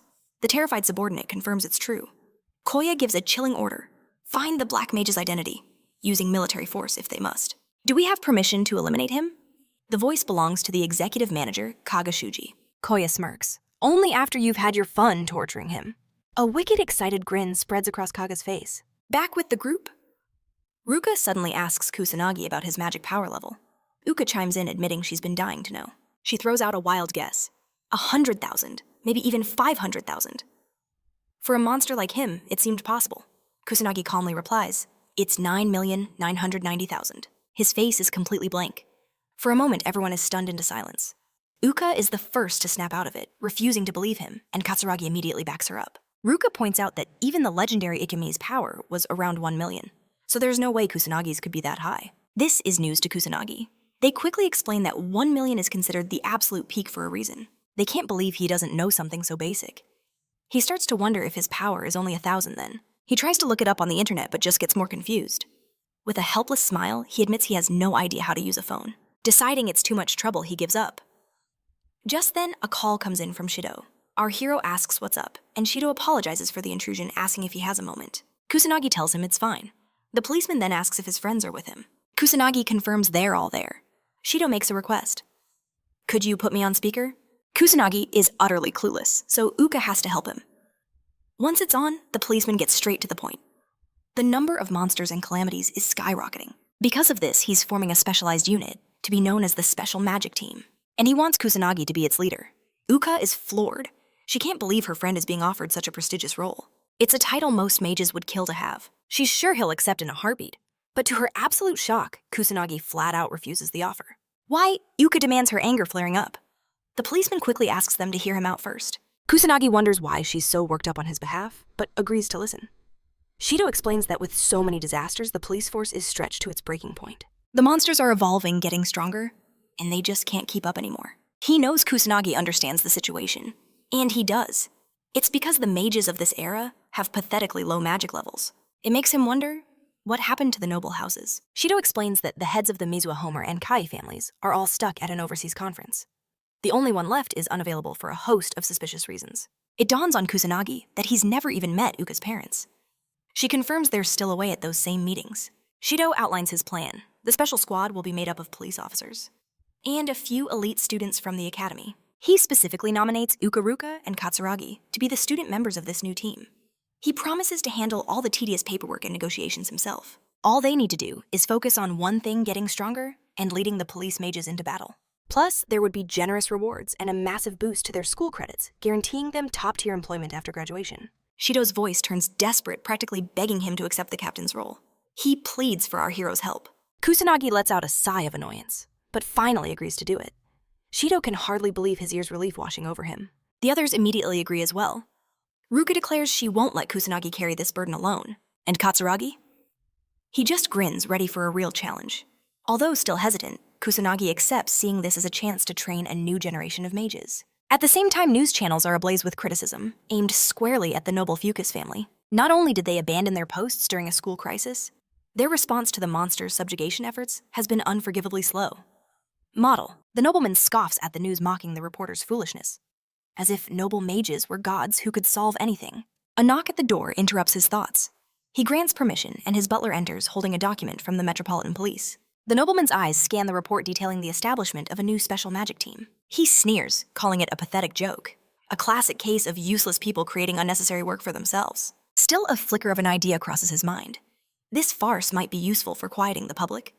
He orders the butler to summon his worthless son. The butler bows and departs without a word. Meanwhile, at the police department, our protagonist and his friends officially join the new squad. During their first meeting, Shido begins to explain the situation. But the protagonist is stunned to hear they have barely a dozen members. Shido apologizes, clarifying that while they had many candidates, the applications mysteriously never arrived. But Shido has faith. Once their new captain starts delivering results, the recruits will surely follow. Kusanagi had seen this coming. A mere student leading a police unit resistance was inevitable. Shido then presents them with their new identification temporary mage badges. He explains that while this is an external partnership, they are now officially public servants. If anyone questions their authority, this badge is their proof. But he adds one more detail. Badges are only for official unit members. And since none of them are technically qualified mages yet, the badges are only temporary. With that, Shido's tone shifts. The time for treating him like a student is over. He addresses him as Captain Kusanagi, leaving the team in his hands. A faint smile plays on Kusanagi's lips. It's been a long time since he stood before his peers. He steps forward, reintroducing himself. He is the captain of this team, and he makes a bold promise to make every single one of them stronger than the heads of the noble houses. A wave of shock washes over the room. His friends and the officers stare in disbelief at his impossible declaration. Kusanagi can see the doubt swirling in their eyes. He decides it's time for a demonstration. He asks Shido if the station has any magic power measuring devices. Confused, the officer confirms they do. As the devices are brought out, Kusanagi calls Ruka and Katsuragi to step forward and measure their power levels. They immediately obey. As they channel their magic, the protagonist reminds everyone that last time, Ruka's power level was just 10,000, while Katsuragi's was only 8,000. Ruka is left completely speechless. The device flashes a staggering 30,000. Katsuragi's eyes go wide in amazement. His own reading has skyrocketed to 28,000. The officers are astonished. That's the power of a highest-grade mage. But Kusanagi tells them to be patient and calls Yuka forward to measure her power next. She follows his command, her heart pounding with anxiety. She thinks about the vast gap between herself and her older sister Ruka. She knows she trained relentlessly, but deep down, she always felt she was just an ordinary girl with no real talent. The anxiety builds. She's terrified to even look at the results. But Yuka steels herself. She is done running away from these challenges. Forgetting the results, she pours every ounce of her spirit into the device, determined to be true to herself. Shido and Sonata's jaws drop at the number that appears. Yuka anxiously opens her eyes to see the reading 26,000. Shido recalls that her power was barely 2,000 according to their records. He can't believe it. It should be impossible to increase one's magic power to such an insane degree. But Kusanagi declares to everyone in the room that this kind of growth is entirely possible. It simply requires innate talent and the absolute unyielding determination to work hard until the very end. He looks at Yuka with a proud smile, patting her head gently and telling her she did an incredible job. Ruka feels a genuine happiness watching them. Kusanagi praises the other two as well, but Ruka claims this much was to be expected. After all, as a member of the Mizuha family, this level of improvement is simply normal. There's no need for praise. He ignores her proud declaration and gives her a pat on the head anyway. He commends her for her hard work. Katsuragi is stunned to see his friend act so fearlessly. Yuka's heart leaps into her throat, knowing full well how terrifying her sister can be when angered. Ruka tells the protagonist she's not a baby. He simply understands and pulls his hand away. Katsuragi lets out a silent sigh of relief, and Yuka thanks the heavens her sister stayed calm. Our hero then tries to pat Katsuragi, who immediately blushes. A thought crosses Ruka's mind. In her entire life, no one has ever treated her this way before. Not even her own father had ever patted her head or shown her such simple kindness. Just then, a large, obnoxious man barges into the room. He'd been hunting for Shido all over, and demanded to know why he hadn't been greeted properly. Shido frantically tried to explain, stammering that he thought the noble wasn't showing up. The pompous noble just shrugged, saying he changed his mind. With a sigh, Shido introduced him as Shu, a mage noble from the infamous Fuka family. Shido quickly whispered to our hero, explaining he was trapped. They needed a noble's blessing to form the special unit, so he had no choice but to add their names to the roster. The apology was sincere, but Kusanagi's eyes hardened. He remembered how the Fuka family turned their backs on his academy during the disaster. Shido tried to justify their cowardice, explaining that nobles have a twisted obsession with authority. Responding to such a plea was beneath them, an act they considered shameful for their high status. Shu's arrogant voice cut through the tension. He heard he was here to see Japan's elite magic unit. So why was he looking at a room full of children? Shido quickly introduced Kusanagi, the very hero who single-handedly defeated the boss monster and stopped the school's calamity. In light of his legendary deeds? He was appointed captain of this new unit. Shu sized him up with disdain. How could some trash student with no noble bloodline possibly stop a disaster? He ground his heel onto the protagonist's foot, sneering that he was nothing more than garbage. The very thought of our hero being captain sent him into a rage. He warned the student not to get arrogant. But Yuka and Ruka instantly fired back, ordering him to back off. Katsuragi even threatened to send him flying. Shu scoffed in disbelief. Were these commoners actually giving him orders? Then he recognized the sisters from the Mizuha family. A flicker of surprise crossed his face. So not everyone here was complete trash after all. A wicked grin spread across Shu's face as he declared that he would be the one leading this unit. Shido tried to intervene, insisting that Kusanagi's appointment was final and couldn't be changed. But Shu simply issued a challenge. Whoever defeats the next Calamity's boss earns the right to be captain. Shido protested, but the arrogant noble wouldn't listen. He made his own rules, declaring the matter settled. Shido was mortified, but Kusanagi just waved it off. Arguing with an idiot like that was a complete waste of breath. It didn't matter. He just had to win. Yuka and the others were fired up. There was no way they'd let that pig become their captain. His other teammates steeled their resolve, ready to go all out to support him. Kusanagi couldn't help but wonder why they were so worked up over a fool. Later at the police department, he contemplated his next move. He recalled the officers only had about 10,000 magic power. This was expected, so he decided to start with the basics. He began his lecture stressing the true importance of magic power. It wasn't just for attacks, he explained. It had far greater uses. To demonstrate, he called on Katsuragi and ordered him to attack with his full strength. Katsuragi hesitated, confused by the strange request, but our hero urged him to hurry, putting everything into it. Katsuragi threw a powerful punch, praying the protagonist wouldn't regret this. But his fist slammed into an invisible barrier. Kusanagi explained this was a magic barrier. With enough raw magic power, a mage could manifest one naturally. Katsuragi unleashed a flurry of blows, but not a single one could break through. With enough power, he continued, magic becomes instinctual, an automatic defense. He called it automatic power. Exhausted Katsuragi finally stopped. His attacks were utterly useless. Kusanagi then addressed the entire group with a crucial lesson. Increasing their magic capacity, he declared, was the single most important goal for any mage. Then he began infusing his own magic into each officer, helping them feel and understand the flow of power. Inspired, they all began their rigorous training, pushing to get stronger. But Kusanagi knew training alone wasn't enough. They desperately needed proper equipment. He asked Shido about acquiring anti-monster gear, but from Shido's grim expression, he knew it would be nearly impossible in this era. Shido promised he'd figure something out. He just needed a little more time. But Kusanagi knew better. There were no master craftsmen in this time period, so he would have to forge it himself. Even though he had zero experience, he was confident he could do it. Rummaging through his drawer, he searched for a suitable base. He pulled out a cheap-looking ring, but it was in perfect condition, a sign that it might be more than it seemed. This could work as a catalyst, he thought, but it wasn't enough. His mind raced, thinking of a shop that might have what he needed. Just then, his phone buzzed to life. The call was from Ruka. He found that odd. She rarely ever called him. He answered, but was met with a strange silence on the other end. With unshakable conviction, she declares that only he possesses the strength to lead their unit. Stunned, he asks if she's actually trying to give him a pep talk. "You're not wrong," she confirms, causing a faint smile to appear on Kusanagi's face. He realizes she's just a bit socially awkward, and a new idea sparks in his mind. Without missing a beat, Kusanagi asks if she's free tomorrow, inviting her to go shopping with him. He confesses he's completely clueless about buying accessories and could really use her help. Ruka cautiously asks if the rest of the team will be joining them. "Nope, just us," he replies, thinking a big group would just be a hassle. Seeing her slight hesitation, Kusanagi presses gently, asking if she truly wants to come. She finally agrees to go with him. "You're a lifesaver," he exclaims, asking where they should go. She suggests Harajuku, and they decide to meet at the station around noon. "I'll see you tomorrow then," she says, hoping he can hear the excitement in her voice before quickly ending the call. Kusanagi feels a wave of relief one step closer to getting rings for his entire squad. Now he wonders if he can use the artifact he found to craft some anti-monster equipment. He begins to pour his magical energy into the artifact, convinced that he can make this work. Meanwhile, Yuka calls out to her sister for dinner, but the silence that answers her back feels strange. Ruka is never this quiet. Something's up. Deciding to investigate, Yuka knocks and announces, "I'm coming in." She finds Ruka, who asks what's wrong. Yuka apologizes for intruding, telling her that dinner is on the table. Ruka says she'll be down in a moment, but Yuka can't help but notice the radiant glow on her sister's face, an expression she has never seen before. Could Ruka be getting ready to go out?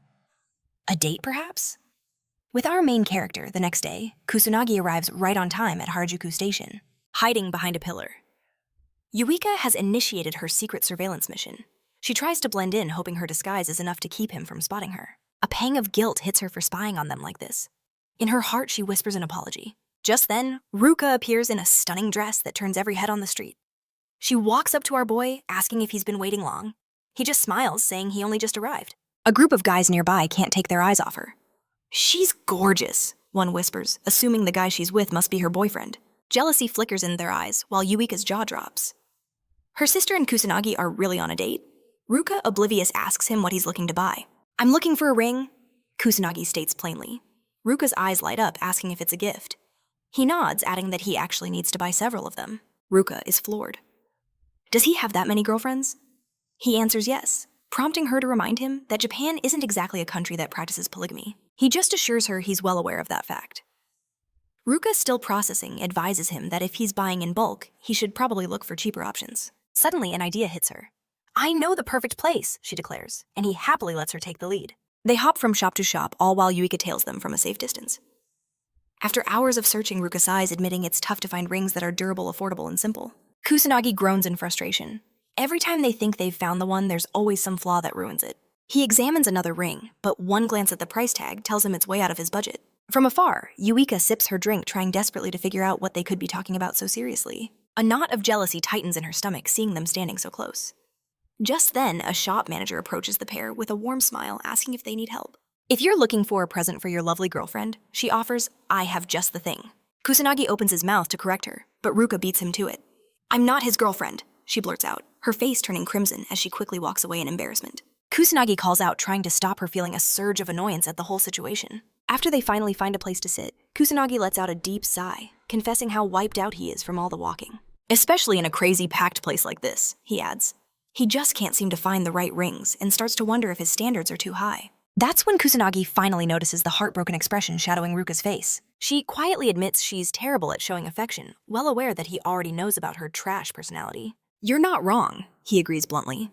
Ruka flinches, remembering how she can't even interact properly with her own sister, causing endless trouble for her. With her head down, she suggests he'd be better off shopping with Yuika, feeling like she's only getting in his way.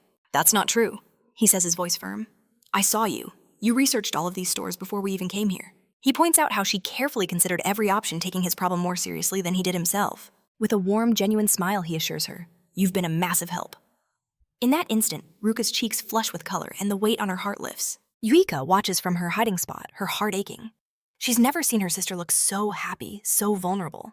Why did she even follow them? With a heavy heart, Yuika decides it's time to go home.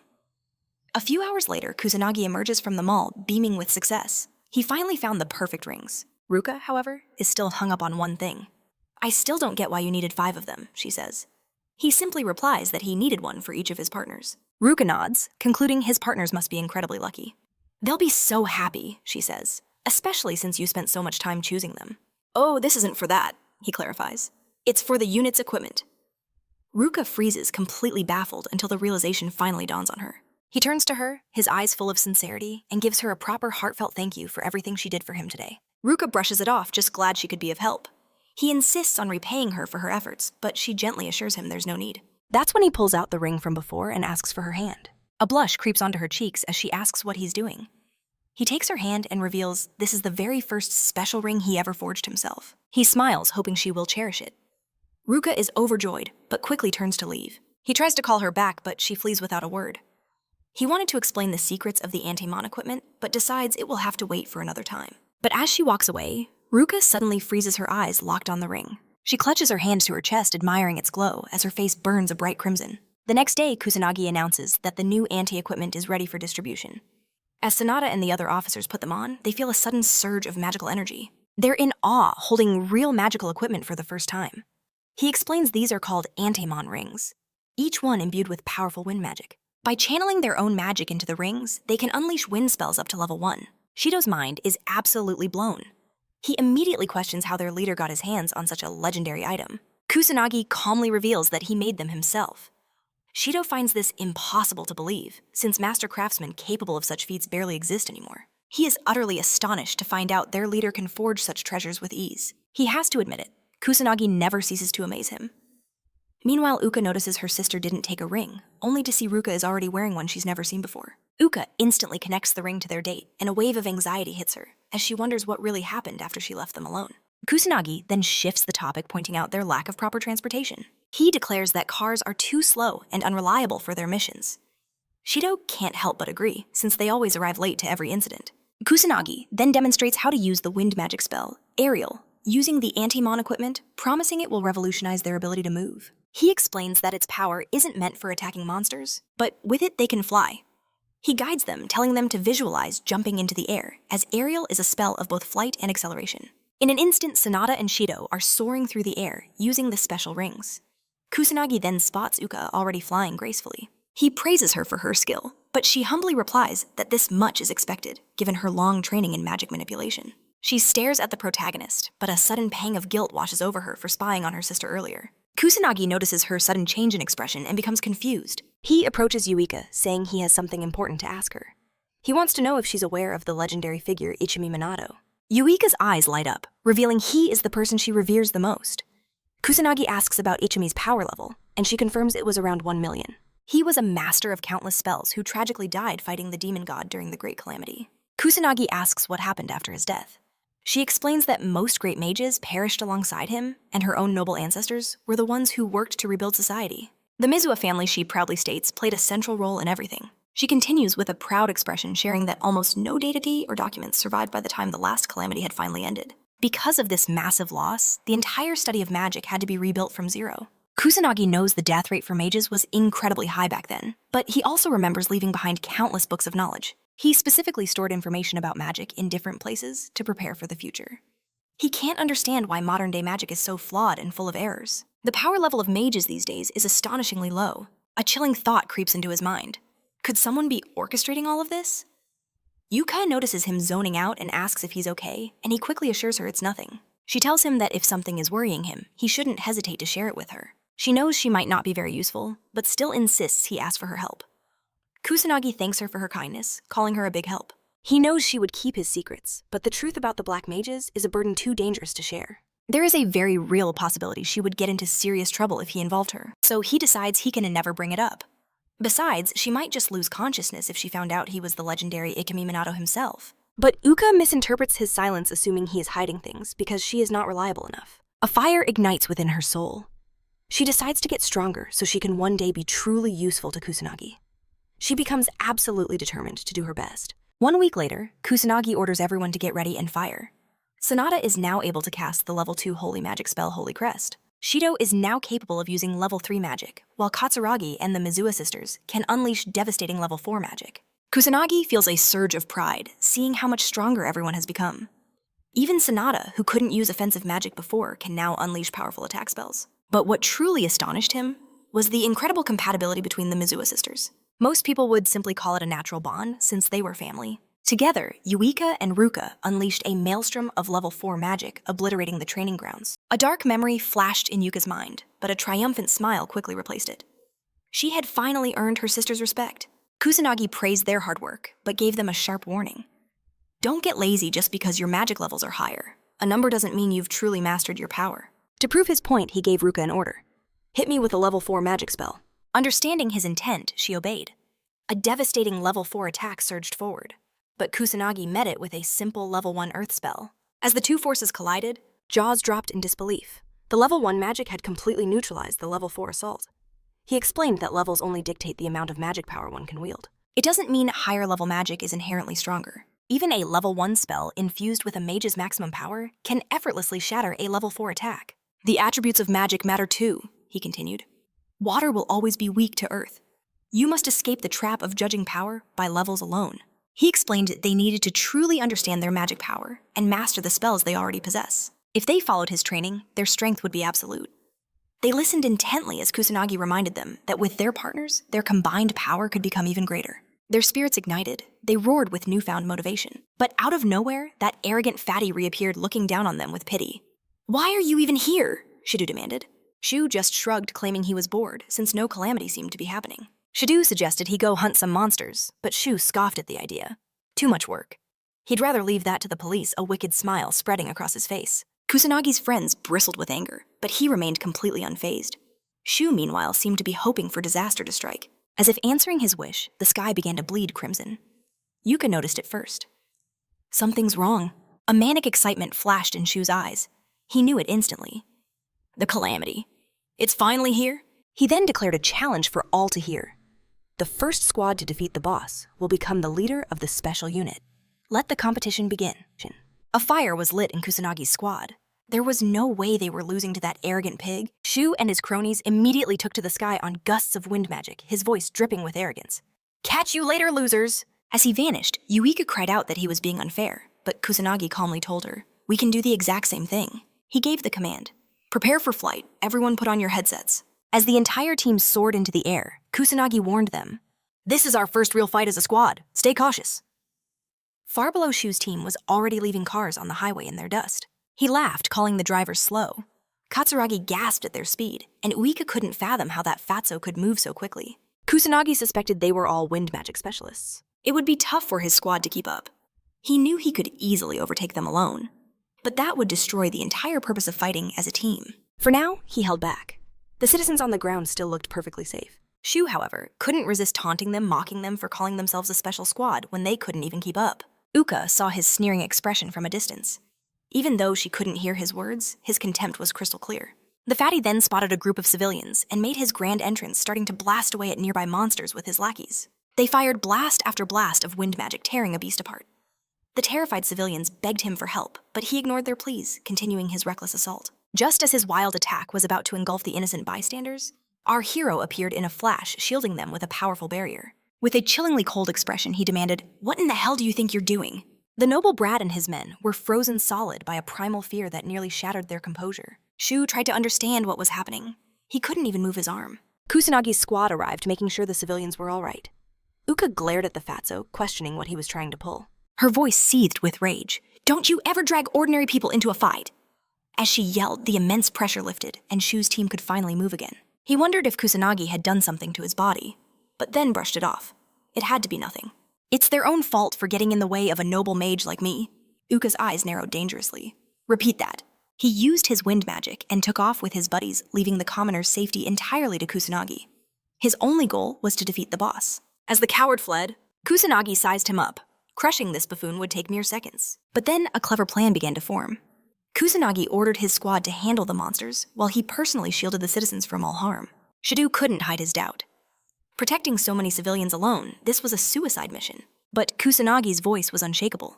As the leader of their special unit, confidence was his weapon. That unwavering resolve was all Shidu needed. He instantly felt foolish for ever doubting his captain. Uka rallied the troops, her voice ringing with passion. "We're counting on him, so let's give it our all." With a unified roar, their leader sent them into battle. Unleashing their wind magic, they surged forward, crashing into the monster horde like a raging storm. Uka unleashed powerful level 3 spells, obliterating the tougher beasts in her path. She remembered a time when this terror would have paralyzed her. But now she was a different person, easily felling demon soldiers. Uka could feel it, she had finally grown stronger. Meanwhile, Kusanagi's senses revealed a grim picture. Humans and monsters were chaotically mixed with civilians still trapped in the crossfire. The situation was desperate, he knew. But that didn't matter, because he was Kusanagi Minato. Riding the currents of wind, he shot forward like an arrow to save them all. Shu and his cronies blasted away wildly, completely ignoring the cowering civilians. But Ruka and the team held their formation, refusing to be outdone by that arrogant fool. Suddenly, a chilling energy prickled at Uka's senses. Something felt terribly wrong. She spun around just as a demon materialized from thin air. Seeing his chance for glory, the delusional noble charged headfirst, desperate to win his pointless challenge. He decided to stake it all on his level 4 magic. His lackeys cried out, trying to stop him. A level 4 spell would be like a fly swat to a demon of that caliber. But Shu waved them off. What did they know? They were commoners who had never faced a true demon before. He was a noble mage born for greatness. Victory was assured. The noble launched his level 4 wind attack, but the demon countered with a vortex of fire, instantly vaporizing the pathetic gust of wind. Shu's jaw dropped, overpowered so easily. As the inferno roared towards him, he turned tail and fled with his cronies. Innocent civilians were caught in the blast's path. They screamed for help, but Shu only cared about saving his own skin.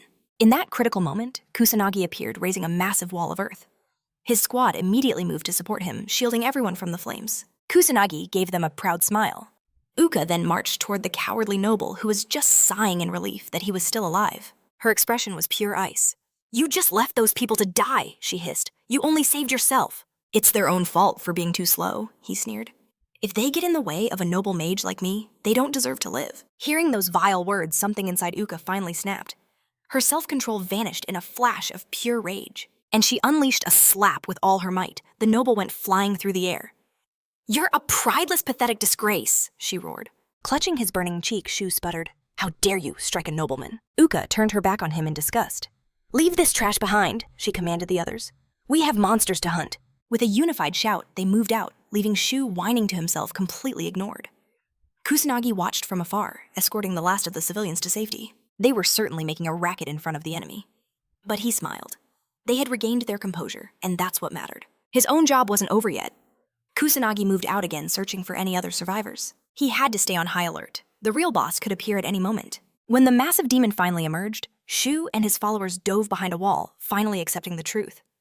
They couldn't defeat a monster this powerful. "We have to retreat," his men whispered frantically. Shu knew they were right. This creature was on a whole other level. His noble status meant nothing against this overwhelming power. But then a devious idea sparked in his twisted mind. Why not let the other squad handle the dirty work? They could wear the beast down, and then he would swoop in at the last second to steal all the glory for himself. His lackeys gasped in admiration at his so-called amazing idea. Of course he smirked. It's only natural for a genius like me. They decided to lurk in the shadows as Shido and his squad braced themselves for the approaching demon. Uka could feel the overwhelming pressure of its aura. This thing was incredibly powerful. For a second, she doubted they could win. But she pushed that fear aside and resolved to fight. The entire squad launched a relentless barrage of attacks. Had they done it? As the smoke cleared, it revealed the demon without a single scratch. "Our attacks!" "They did nothing," Yuka cried out in disbelief. Ruka shouted a new plan. "We need level 4 magic, or we have to pour more power into every attack." But it was too late. The demon raised its hands, and terrifying magic circles began to glow, summoning a storm of apocalyptic fire. He unleashed an attack, forcing them all to scatter. In that moment, Yuika felt it. The demon's power had skyrocketed now, twice as strong as her own magic. Yuika's heart sank. The power difference was a chasm. There was no way to win like this. What could she possibly do? Kusanagi saw his squad cornered and knew they needed a push. He opened a channel, his voice cutting through the chaos, ordering them to work together. "We already are," she shot back. But he corrected her, advising them to combine their powers in the truest sense of the word. He hinted that she and Ruka were the ultimate key to victory. Confused, Uka begged him to explain, but he simply told her to figure it out herself. She tried to keep him on the line, but a blast of fire magic forced her back on the defensive. The connection severed. Ruka knew their leader's words were a puzzle. They had to solve it, and they had to do it as a team. Yuika agreed. Kusanagi had never steered them wrong before. His guidance had always led them to victory. And suddenly the pieces clicked into place. Yuika saw the demon's weakness. It took far too long to cast its powerful spells. Their new strategy was clear: evade the big attacks, ignore the main threat for now, and focus on clearing out the smaller fries. Yuika took command. Shido and the police would handle the east flank, while her team attacked from the west. She would be their eyes, signaling every major attack from the demon. With a new plan in place, a flicker of hope returned. They all confirmed they understood. Just as the demon began conjuring another devastating spell, Uka's warning cry echoed. Following her lead, they all dodged the blast with perfect timing. From a distance, Kusanagi watched it all unfold while effortlessly protecting the civilians. He'd expected Ruka or Katsuragi to step up, but Yuka was a natural-born leader with an uncanny ability to read people. She had what it took. But Yuka's magic was already draining. She realized their power levels weren't enough. Was this the end of the line? What now? Desperate, she replayed Kusanagi's words in her mind, and it hit her like a lightning bolt. She had misunderstood everything. The method that came to her was absurd, almost laughable. But she'd thrown common sense out the window a long time ago. It was time for a gamble. This was it, a do-or-die moment. Yuka turned to her comrades and made an insane request. Lend me all of your magic power. And woo. Watching from the shadows, Fatsu scoffed, wondering what pathetic plan they were cooking up. Shido stared in disbelief, asking if this was even possible. Uka admitted she wasn't sure, but they were out of options. Ruka didn't hesitate, placing her absolute faith in her sister. Katsuragi and Sanada agreed to go all in. If this failed, they'd just have to think of something else on the brink of death. The demon raised its arm, unleashing a level 5 blazing pillar. A massive wave of pure fire descended upon Kusanagi's squad. Useless losers, Fatsu and his cronies jeered. But his lackey urged him to look again. His eyes went wide. Instead of retreating, the entire squad was charging headfirst into the inferno. Sonata unleashed her level 3 sacred healing magic, blanketing the entire team. Kusanagi smirked. A brilliant strategy dodging a level 5 spell was nearly impossible. But with Sonata's healing, they could tank the damage and keep moving forward. It was an incredibly clever high-risk play. Yuka and Ruka stood as one before the beast, their power surging together as they prepared their counterattack. They unleashed a torrent of water magic. Kusanagi smiled. They finally understood. If one person's power wasn't enough, they just had to combine them all to forge a new power. He named their creation Grand Magic Spellburst Stream. A colossal wave of water slammed into the demon, completely obliterating it in a single awe-inspiring blast. As the smoke cleared, Shido could only stammer in shock. The Mizuha sisters had just cast a legendary level 6 spell together, but Katsuragi pointed with a trembling hand. The demon was still there, clinging pathetically to life. Seeing their chance, Shu and his men charged forward to steal the final blow and claim all the glory for themselves. But Kusanagi was faster, ensnaring them with his drain tentacles. Fatsu screamed in confusion, feeling his power vanishing. Within seconds, every drop of his mana was gone, leaving him utterly powerless. Kusanagi appeared, retracting his magic with a cold look. He was getting tired of their games. As he turned away, the demon finally disintegrated into dust. The battle was over. Shu grumbled that the beast was probably about to die anyway. But as the calamity ended, the dark sky finally returned to normal. The squad erupted in cheers. They had actually won. Sanada rushed to the Mizuha sisters to thank them for their miracle. But just then, Ruka and Yuika's eyes rolled back and they collapsed. Katsuragi rushed to their side, panicking. They couldn't move a muscle, having burned through every last shred of their magic. Yuka managed a weak smile. We did it, sister. Ruka agreed, relief washing over her. Kusanagi appeared before them, a rare, proud smile on his face. He confirmed it, they were the ones who had stopped this catastrophe. He called this their first true mission, and they had passed with flying colors, proving their worth. Even in their first real battle as a team, he knew then and there this was only the beginning of his squad's journey to legendary strength. He commends Yuka on her incredible progress, highlighting her flawless commands during the recent catastrophe. She even grasped the concept of grand magic. He wonders if she somehow already possessed this knowledge. But Eureka coolly admits she had no idea learning its name from him in that very moment. Kusanagi is stunned. How could she unleash such a powerful technique without even knowing what it was? She simply thanks him for the amazing hint, explaining the rest was pure instinct. At that moment, Kusanagi realizes he's completely misjudged her. This girl, she was far more special than he ever imagined. He ends the questions there, stating that pulling it off on her first try was nothing short of miraculous. He suspects the flawless harmony between her and Ruka was the true key to their success. His eyes fall upon his watch. It was time. He tells the group to pay attention to something important. Kusanagi flicks on the television. A press conference is underway, featuring high-ranking members of the police department, including Shiru. An official is speaking, announcing the formation of a brand new unit, the Special Mage Team, or SMT. This team was created to combat the terrifying rise in calamities and demonic monsters. A reporter immediately raises a sharp question. Is it true that the leader of this crucial squad is just a student? One who was caught in the academy disaster? Shiru steps to the microphone to answer.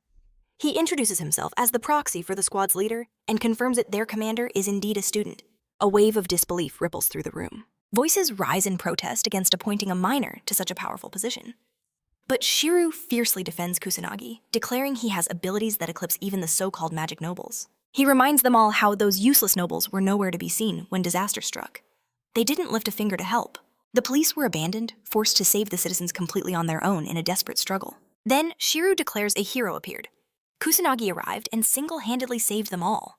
He paints him as a savior sent from the heavens to protect this era. For Shiryu, there is no one else he would trust with that role. Watching from the sidelines, Kusanagi cringes. He really wished Shiryu wouldn't make such a massive deal out of all this. The government officials in the crowd murmur amongst themselves, calling the situation absurd. To ignore the magic nobles and create a squad like this, it was asking for trouble. An act like this would threaten the very foundation of the noble mage's power and prestige. Still, the men have to admit the nobles are utterly useless. They failed to respond to the calamity. They know all about the Fuka clan's terrible reputation. And even with some clan leaders out of the country, it was still their sacred duty to act. But they didn't. They completely abandoned their posts. The police chief tries to de-escalate, claiming they trusted the nobles and never meant to undermine them with this new squad. But just then the conference doors burst open. The arrogant, portly noble and his toady barge into the room, telling everyone to get out of their way. He sneers, calling the current leader an incompetent loser. A true magic noble like himself, he declares, is the only one worthy of command. How dare they hold a press conference without him? His cronies loudly cheer in agreement, backing his every word. Shiryu is baffled. Why was this clown here? He'd already lost their challenge and forfeited any claim. But the noble and his lackeys just laugh challenge. What challenge he brazenly denies any such promise ever took place? His word, he bellows, is the absolute law of the magic nobles. They should all just shut up and listen.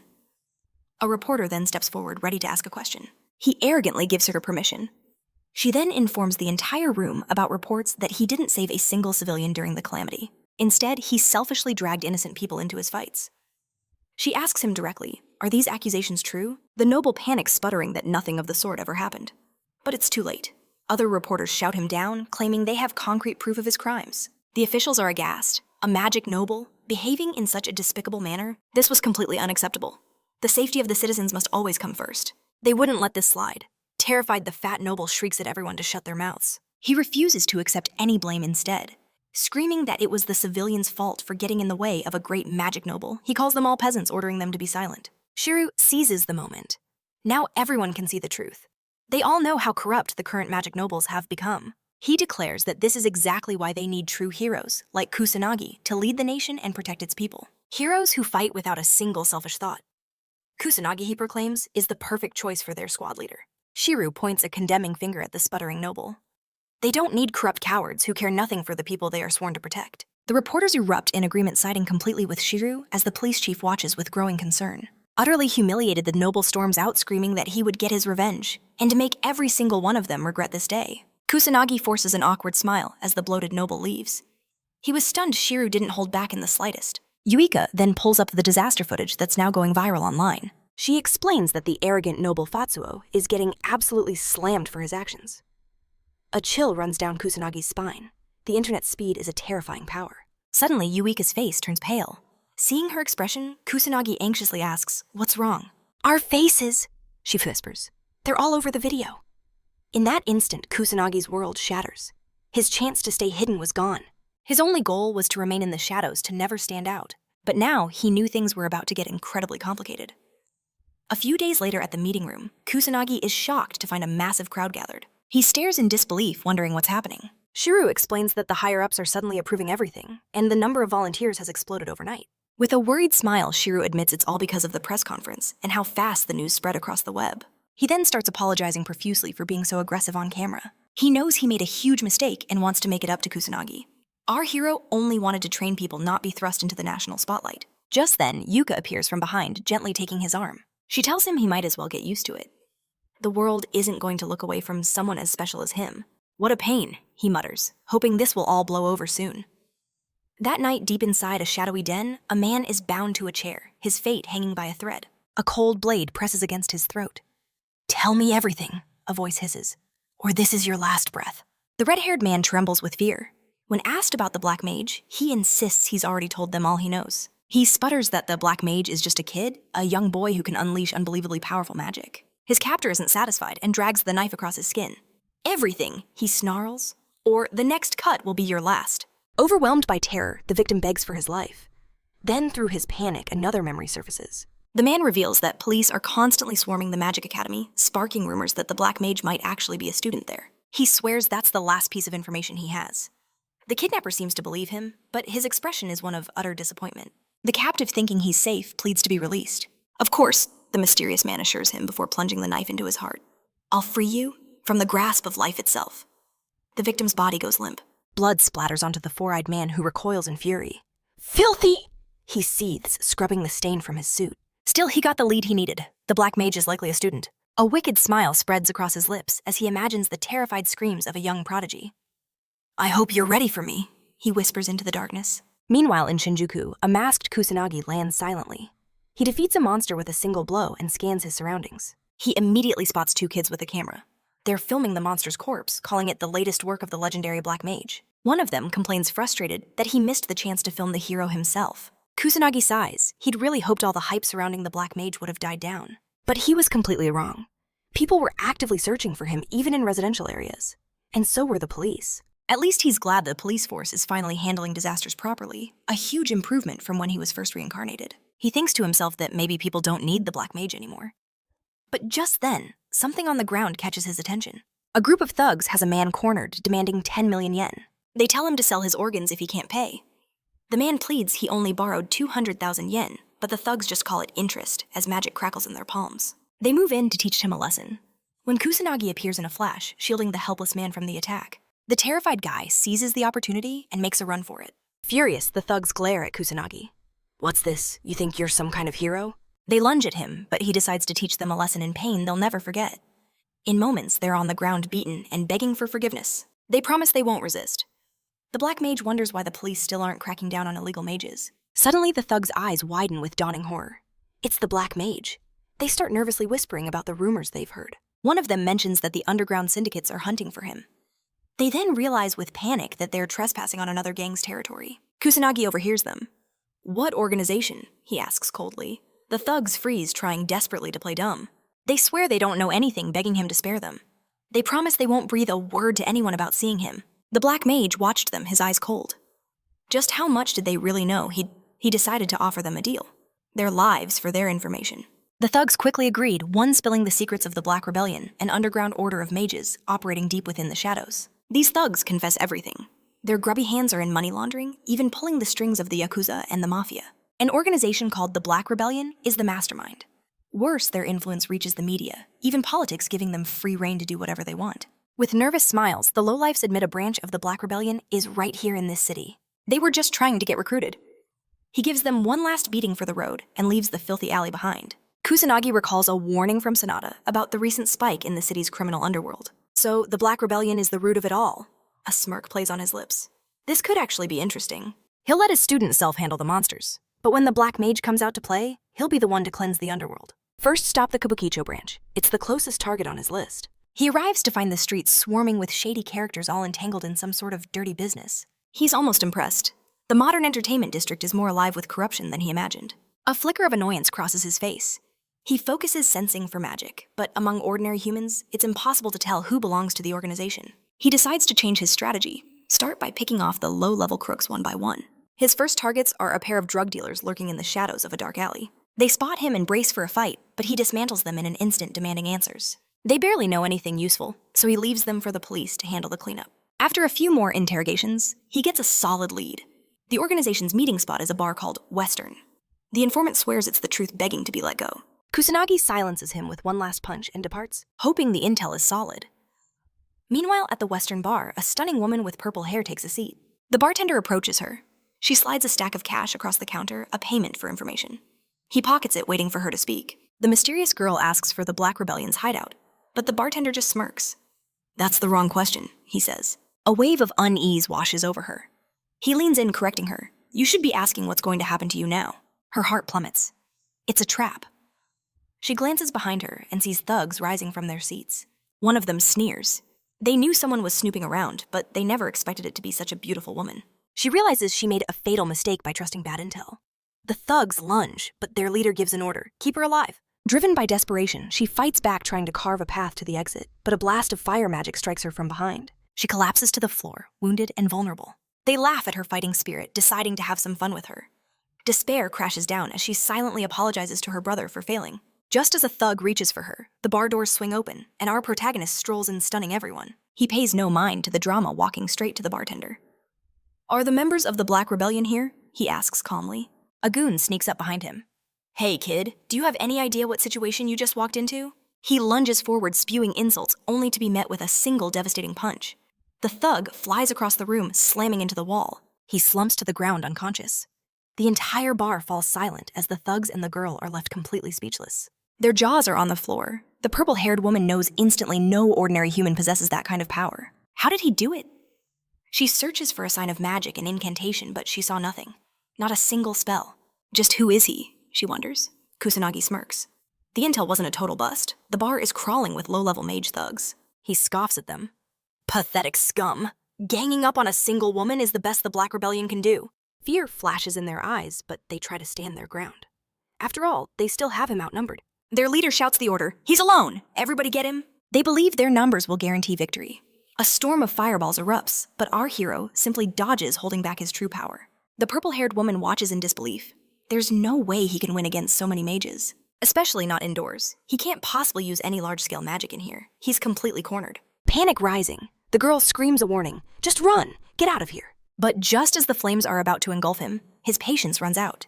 He moves like lightning, weaving through every attack and closing the distance in a heartbeat. One by one, he dismantles them with brutal efficiency. In a matter of seconds, every last thug is unconscious on the floor. The purple-haired woman is left utterly speechless. It all happened in a blur. His speed was something beyond human comprehension. Model, is that magic? She whispers in disbelief. The thug just sobs, wondering what kind of monster he's facing. He screams for an answer. Kusanagi's reply is chilling. I am the Black Mage, the one who will obliterate the Black Rebellion. With one final brutal blow, the last man falls. He then turns his gaze toward the girl. Her mind is reeling, unable to process his overwhelming speed. An elite A legendary mage, but as he gets closer, she sees he's just a high school student. His eyes, they're piercing. A flicker of worry crosses his face as he asks, "Are you okay?" A quick scan confirms she has no injuries. Still in a daze, the girl assures him she is fine. His attention then shifts to the bartender, cowering behind a table. Kusanagi demands information on the Black Rebellion, but the man refuses, paralyzed by the fear they'll hunt him down for being a rat. Our boy's fist smashes the table to splinters, a terrifying show of force. He repeats his demand, his voice dripping with finality. This is his last offer. Utterly terrified, this bartender decides his life is worth more than his silence. He spills everything. He reveals the Black Rebellion's main nest is in Tokyo. Their influence spreads everywhere, far beyond Kabukicho's borders. He's only heard rumors, but the head of the Kabukicho branch is a man no one should ever cross. The leader is a mage of immense power, with deep connections in the underworld. Some whisper he pulls the strings of Japan from the shadows. Kusanagi asks about the branch itself, but the bartender swears he's clueless. He explains that low-level grunts like him are kept in the dark, only used for dirty work without knowing any critical details. The protagonist grits his teeth in frustration. He's back at square one. His only choice is to hunt down more illegal mages for information. Just as he's about to leave, the woman stops him. She expresses her deepest gratitude for saving her life. She shudders, imagining the unspeakable things that would have happened if he hadn't appeared. He brushes it off, saying he was just passing by. Besides, he adds it's her own fault for recklessly wandering into danger. That's harsh, she fires back, and he agrees. But he adds, I'm only harsh on adults. Her eyes widen in realization. He's also after the Black Rebellion. She has to ask, what will you do when you find them?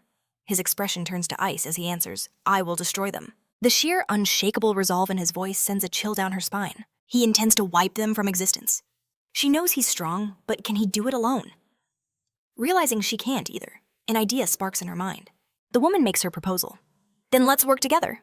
She reveals she's a detective with access to intel and connections he could only dream of. She admits she doesn't possess his kind of monstrous strength. The rumors she heard about the Black Mage, they didn't even begin to describe the reality of his power. If she could somehow partner with him, her own objectives might finally be within reach. Kusanagi instantly understands her motive. You're offering your information in exchange for my power. Precisely, she says, a confident smile playing on her lips. It's the perfect partnership. She extends her hand, ready to seal the deal. He desperately needs intelligence, but he wonders, is this woman someone he can actually trust? He figures it's a risk worth taking. If she betrays him, he can just vanish. He takes her hand, agreeing to her terms. They are partners. She formally introduces herself as Leona. Our boy simply replies that he is the Black Mage. That's a mouthful, she says. Got a shorter name. He tells her to call him whatever she wants, so she decides on Chrono. Chrono. He accepts it. His first question for his new partner. Why were those thugs after her? She confesses she was trying to find the Black Rebellion's hideout by herself. He bluntly calls her a fool for being so careless. She argues they're in the same situation. But he reminds her of a crucial difference: he can actually protect himself. She admits her weakness, but she felt she had no other choice. No one else dares to even look at the Black Rebellion. Leona explains that with the police overwhelmed by recent disasters, the rogue mages have turned Kabukicho into their lawless playground. Kusanagi remembers Sonata telling him something similar. He finally understands just how desperate her situation is. Leona fights to keep her voice steady, revealing her younger brother was attacked by those same rogue mages. Ever since their parents passed away, she was the only one he had. She worked tirelessly day and night, just to give him a chance at a normal life. She knows she couldn't give him enough time or attention. He must have been lonely, but her brother never complained, not even once. Then one day, their home was invaded by burglars. Her brother saw their faces, so they tried to silence him permanently. A shadow fell over her face. He gently asked if her brother made it through. She confessed he was injured, and hasn't woken up since that terrible day. Kusanagi knew that even holy magic has its limits. A deep coma was beyond its reach. Frustration bled into her voice as she explained the doctors had no answers. Her brother was only 9 years old. Her voice cracked. He deserved a normal, happy life. She revealed the thugs behind it all were pawns of the Black Rebellion. She had hunted down every last one of them, but her thirst for justice wasn't quenched. Not until the entire organization was annihilated. He cut in. So this is just for revenge. You're wrong, she shot back. Her eyes burning with resolve.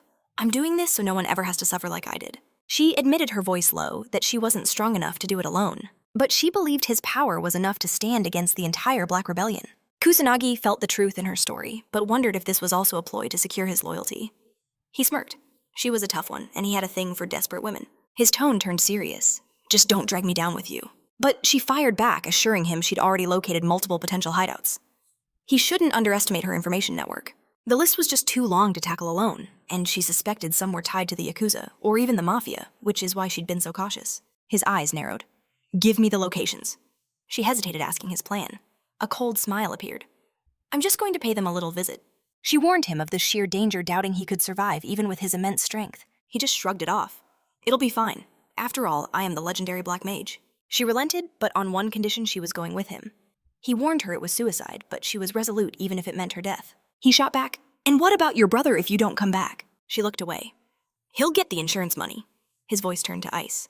Money is worthless. Family is everything. Don't you ever say that again. Tears welled in her eyes. How could you possibly understand what it's like to be weak? You've always had power. Her voice trembled with rage. Do you know how it feels to live a good life, only to be crushed by pathetic scum like them? When people like us are cornered, she cried, we have no power to fight back. She sobbed. Why did it have to be my brother? He was completely innocent. Her words dissolved into tears as she fell silent. Without another word, he began to move. What are you doing? She stammered. The locations? He demanded, his voice low and dangerous. Tonight they will pay for their crimes. Her tears stopped instantly as a flicker of hope ignited within her. She gave him the information, but worried it would be impossible to get there on foot. Don't worry about that, he said, suddenly grabbing her from behind. Our hero commanded, hold on tight. A deep blush crept across her face, her heart pounding. Meanwhile, in a grimy building crawling with thugs, one of them peered out the window, sensing something. His partner grumbled, what's the issue? In that instant, this window exploded inward. Kusanagi landed perfectly with Leona in his arms. He sent a nearby thug flying with a single devastating kick, stunning everyone. The room froze as their comrade crumpled to the floor. Kusanagi scanned the room. So, is this really a Black Rebellion hideout? Leona's heart hammered against her ribs, the near-death experience still fresh. The thugs roared, demanding to know who the intruders were. In an instant, weapons were drawn, and killing intent flooded the air. But he remained perfectly calm. The Yakuza haven't changed a bit, he mused. A man with a cigar stepped forward, clearly the boss. He growled, and who the hell are you? Kusanagi replied simply, the Black Mage. The boss's face turned purple with rage. Get him! He calmly told Leona to stay close. A thug lunged with a sword, but our hero didn't even flinch. The thug's eyes went wide as his sword shattered into pieces. Before he could process it, others opened fire, unleashing a hail of bullets from behind. Kusanagi simply raised a hand, and a magic barrier deflected every single shot with ease. Despair washed over the thugs. Swords and guns were useless. Screaming that he was a monster, they watched as he ignored them and strode toward their leader. He looked the man in the eye. Let me ask again. Are you the boss here? And, he continued, are you connected to the Black Rebellion? The boss trembled, then exploded with rage, spewing insults at Kusanagi. He swore the Black Mage wouldn't leave this room in one piece. Don't you dare underestimate the Yakuza, he roared. The gang unleashed another furious volley, but Kusanagi just sighed. Still don't get it, do you? Leona knew you couldn't reason with men like these. But even so, she couldn't believe they were completely unharmed after so many attacks. Kusanagi could feel it, not a single one of them was a real mage. Looks like you have no ties to the Black Rebellion after all. He cracked his knuckles. Time to clean up the trash. The boss growls a warning, declaring he's messed with the wrong people, but our hero cuts him off mid-sentence and launches a devastating kick. He unleashes absolute chaos, sending them flying with a single strike. The Yakuza break instantly. Leona is stunned by how quickly it all ended. Annoyed that they learned nothing, our hero decides it's time to visit the next branch. In that moment, Leona grasps the Black Mage's true power. A sliver of hope ignites within her that he might actually destroy the Black Rebellion for good. He sweeps the woman into his arms without a word. Anxiety crashes over her as she realizes they're about to take flight again. He leaps from the window, holding her tight. She screams in terror, begging him to stop, but he just rockets forward through the night sky. They arrive at their next destination, making another grand entrance by crashing straight through a window. In mere seconds, our hero brings the entire gang to its knees. They bow their heads in unison, begging for mercy. Once they're back outside, he wonders aloud why these thugs keep attacking. He declares the Yakuza are utterly stupid. She can't help but agree, but clarifies that gangsters don't exactly listen to reason. Leona then begs him to please stop using windows as doors. She feels like they're just ambushing people at this point, and frankly, she's had enough of all the flying. He actually understands, but explains that when you're dealing with the Yakuza rules, simply don't apply. She calls his logic flawed, so he surprisingly agrees to play by her rules this time. Arriving at another location, they politely knock on the door. A mountain of a man with a bald head answers, demanding to know who they are. Our hero states he's here for info on the Black Rebellion. The bald thug just slams the door in his face.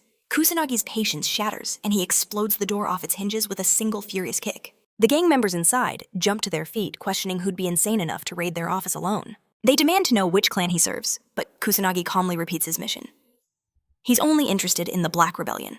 The bald giant loses his patience and charges forward, his fist ready to smash a skull. Our hero was hoping for a civilized conversation for once, but with no choice left, he fights back and effortlessly dismantles the hulking brute. The other thugs are frozen in shock and awe. Kusanagi ignores the small fry, his eyes scanning for the one in charge. A man named Ushiro steps out from the shadows, revealing himself as the boss. He asks with unnerving calm why they've barged in. He gets straight to the point. Do they have ties to the Black Rebellion? The boss understands, but his men see it as an insult and draw their weapons. With a single sharp command, Ushiro orders his men to stop. They try to protest, but he silences them, making it clear they stand no chance against a monster like Kusanagi. He decides to answer, revealing he has zero connection to a pathetic organization like the Black Rebellion. His clan, he explains, is built on honor. The protagonist demands the location of their hideout. Ushiro simply asks if he will leave peacefully once he has the information. Kusanagi gives his word. Soon, he and Leona are sitting across from Ushiro, completely surrounded by armed thugs. Leona's heart pounds in her chest, wondering how she got dragged into such a dangerous situation. Ushiro formally introduces himself again, so Kusanagi reveals his name is Chrono. Leona nervously follows suit. The boss points to a map on the wall, explaining the Black Rebellion's base is somewhere in the area he's indicating. He concludes the conversation, assuring them that's all he knows. Kusanagi checks the location and realizes it matches the intel Leona provided. It dawns on him they would have found the hideout eventually on their own. He finally has to admit she's far more reliable than he ever expected. The Black Mage asks the old man why he'd share such information, since they're both part of the criminal underworld. Ushiro scoffs at the very idea, clarifying that they are in fact bitter enemies. He assures our boy that his clan isn't so low and pathetic as to go around harming respectable people. Kusanagi wonders why he was attacked then, but the old man retorts that someone who goes around raiding Yakuza offices doesn't exactly look respectable. Ushiro proudly states that his clan has rules and principles. There's no need to compare them with scum like the Black Rebellion. Kusanagi is amazed to find a Yakuza with Ushiro's honor in this era. Since his goal is accomplished, he prepares to leave as promised. But as he turns to go, Ushiro questions if he truly intends to face the Black Rebellion. He warns our hero that they have powerful individuals on their side, men who secretly control the entire country. This will be no easy fight. Kusanagi simply grabs the woman, assuring the old man he has faced countless opponents just like that. He then flies away with Leona in his arms. The old man watches him go, praising his fearless spirit. He believes a kid that bold just might be able to take down the Black Rebellion.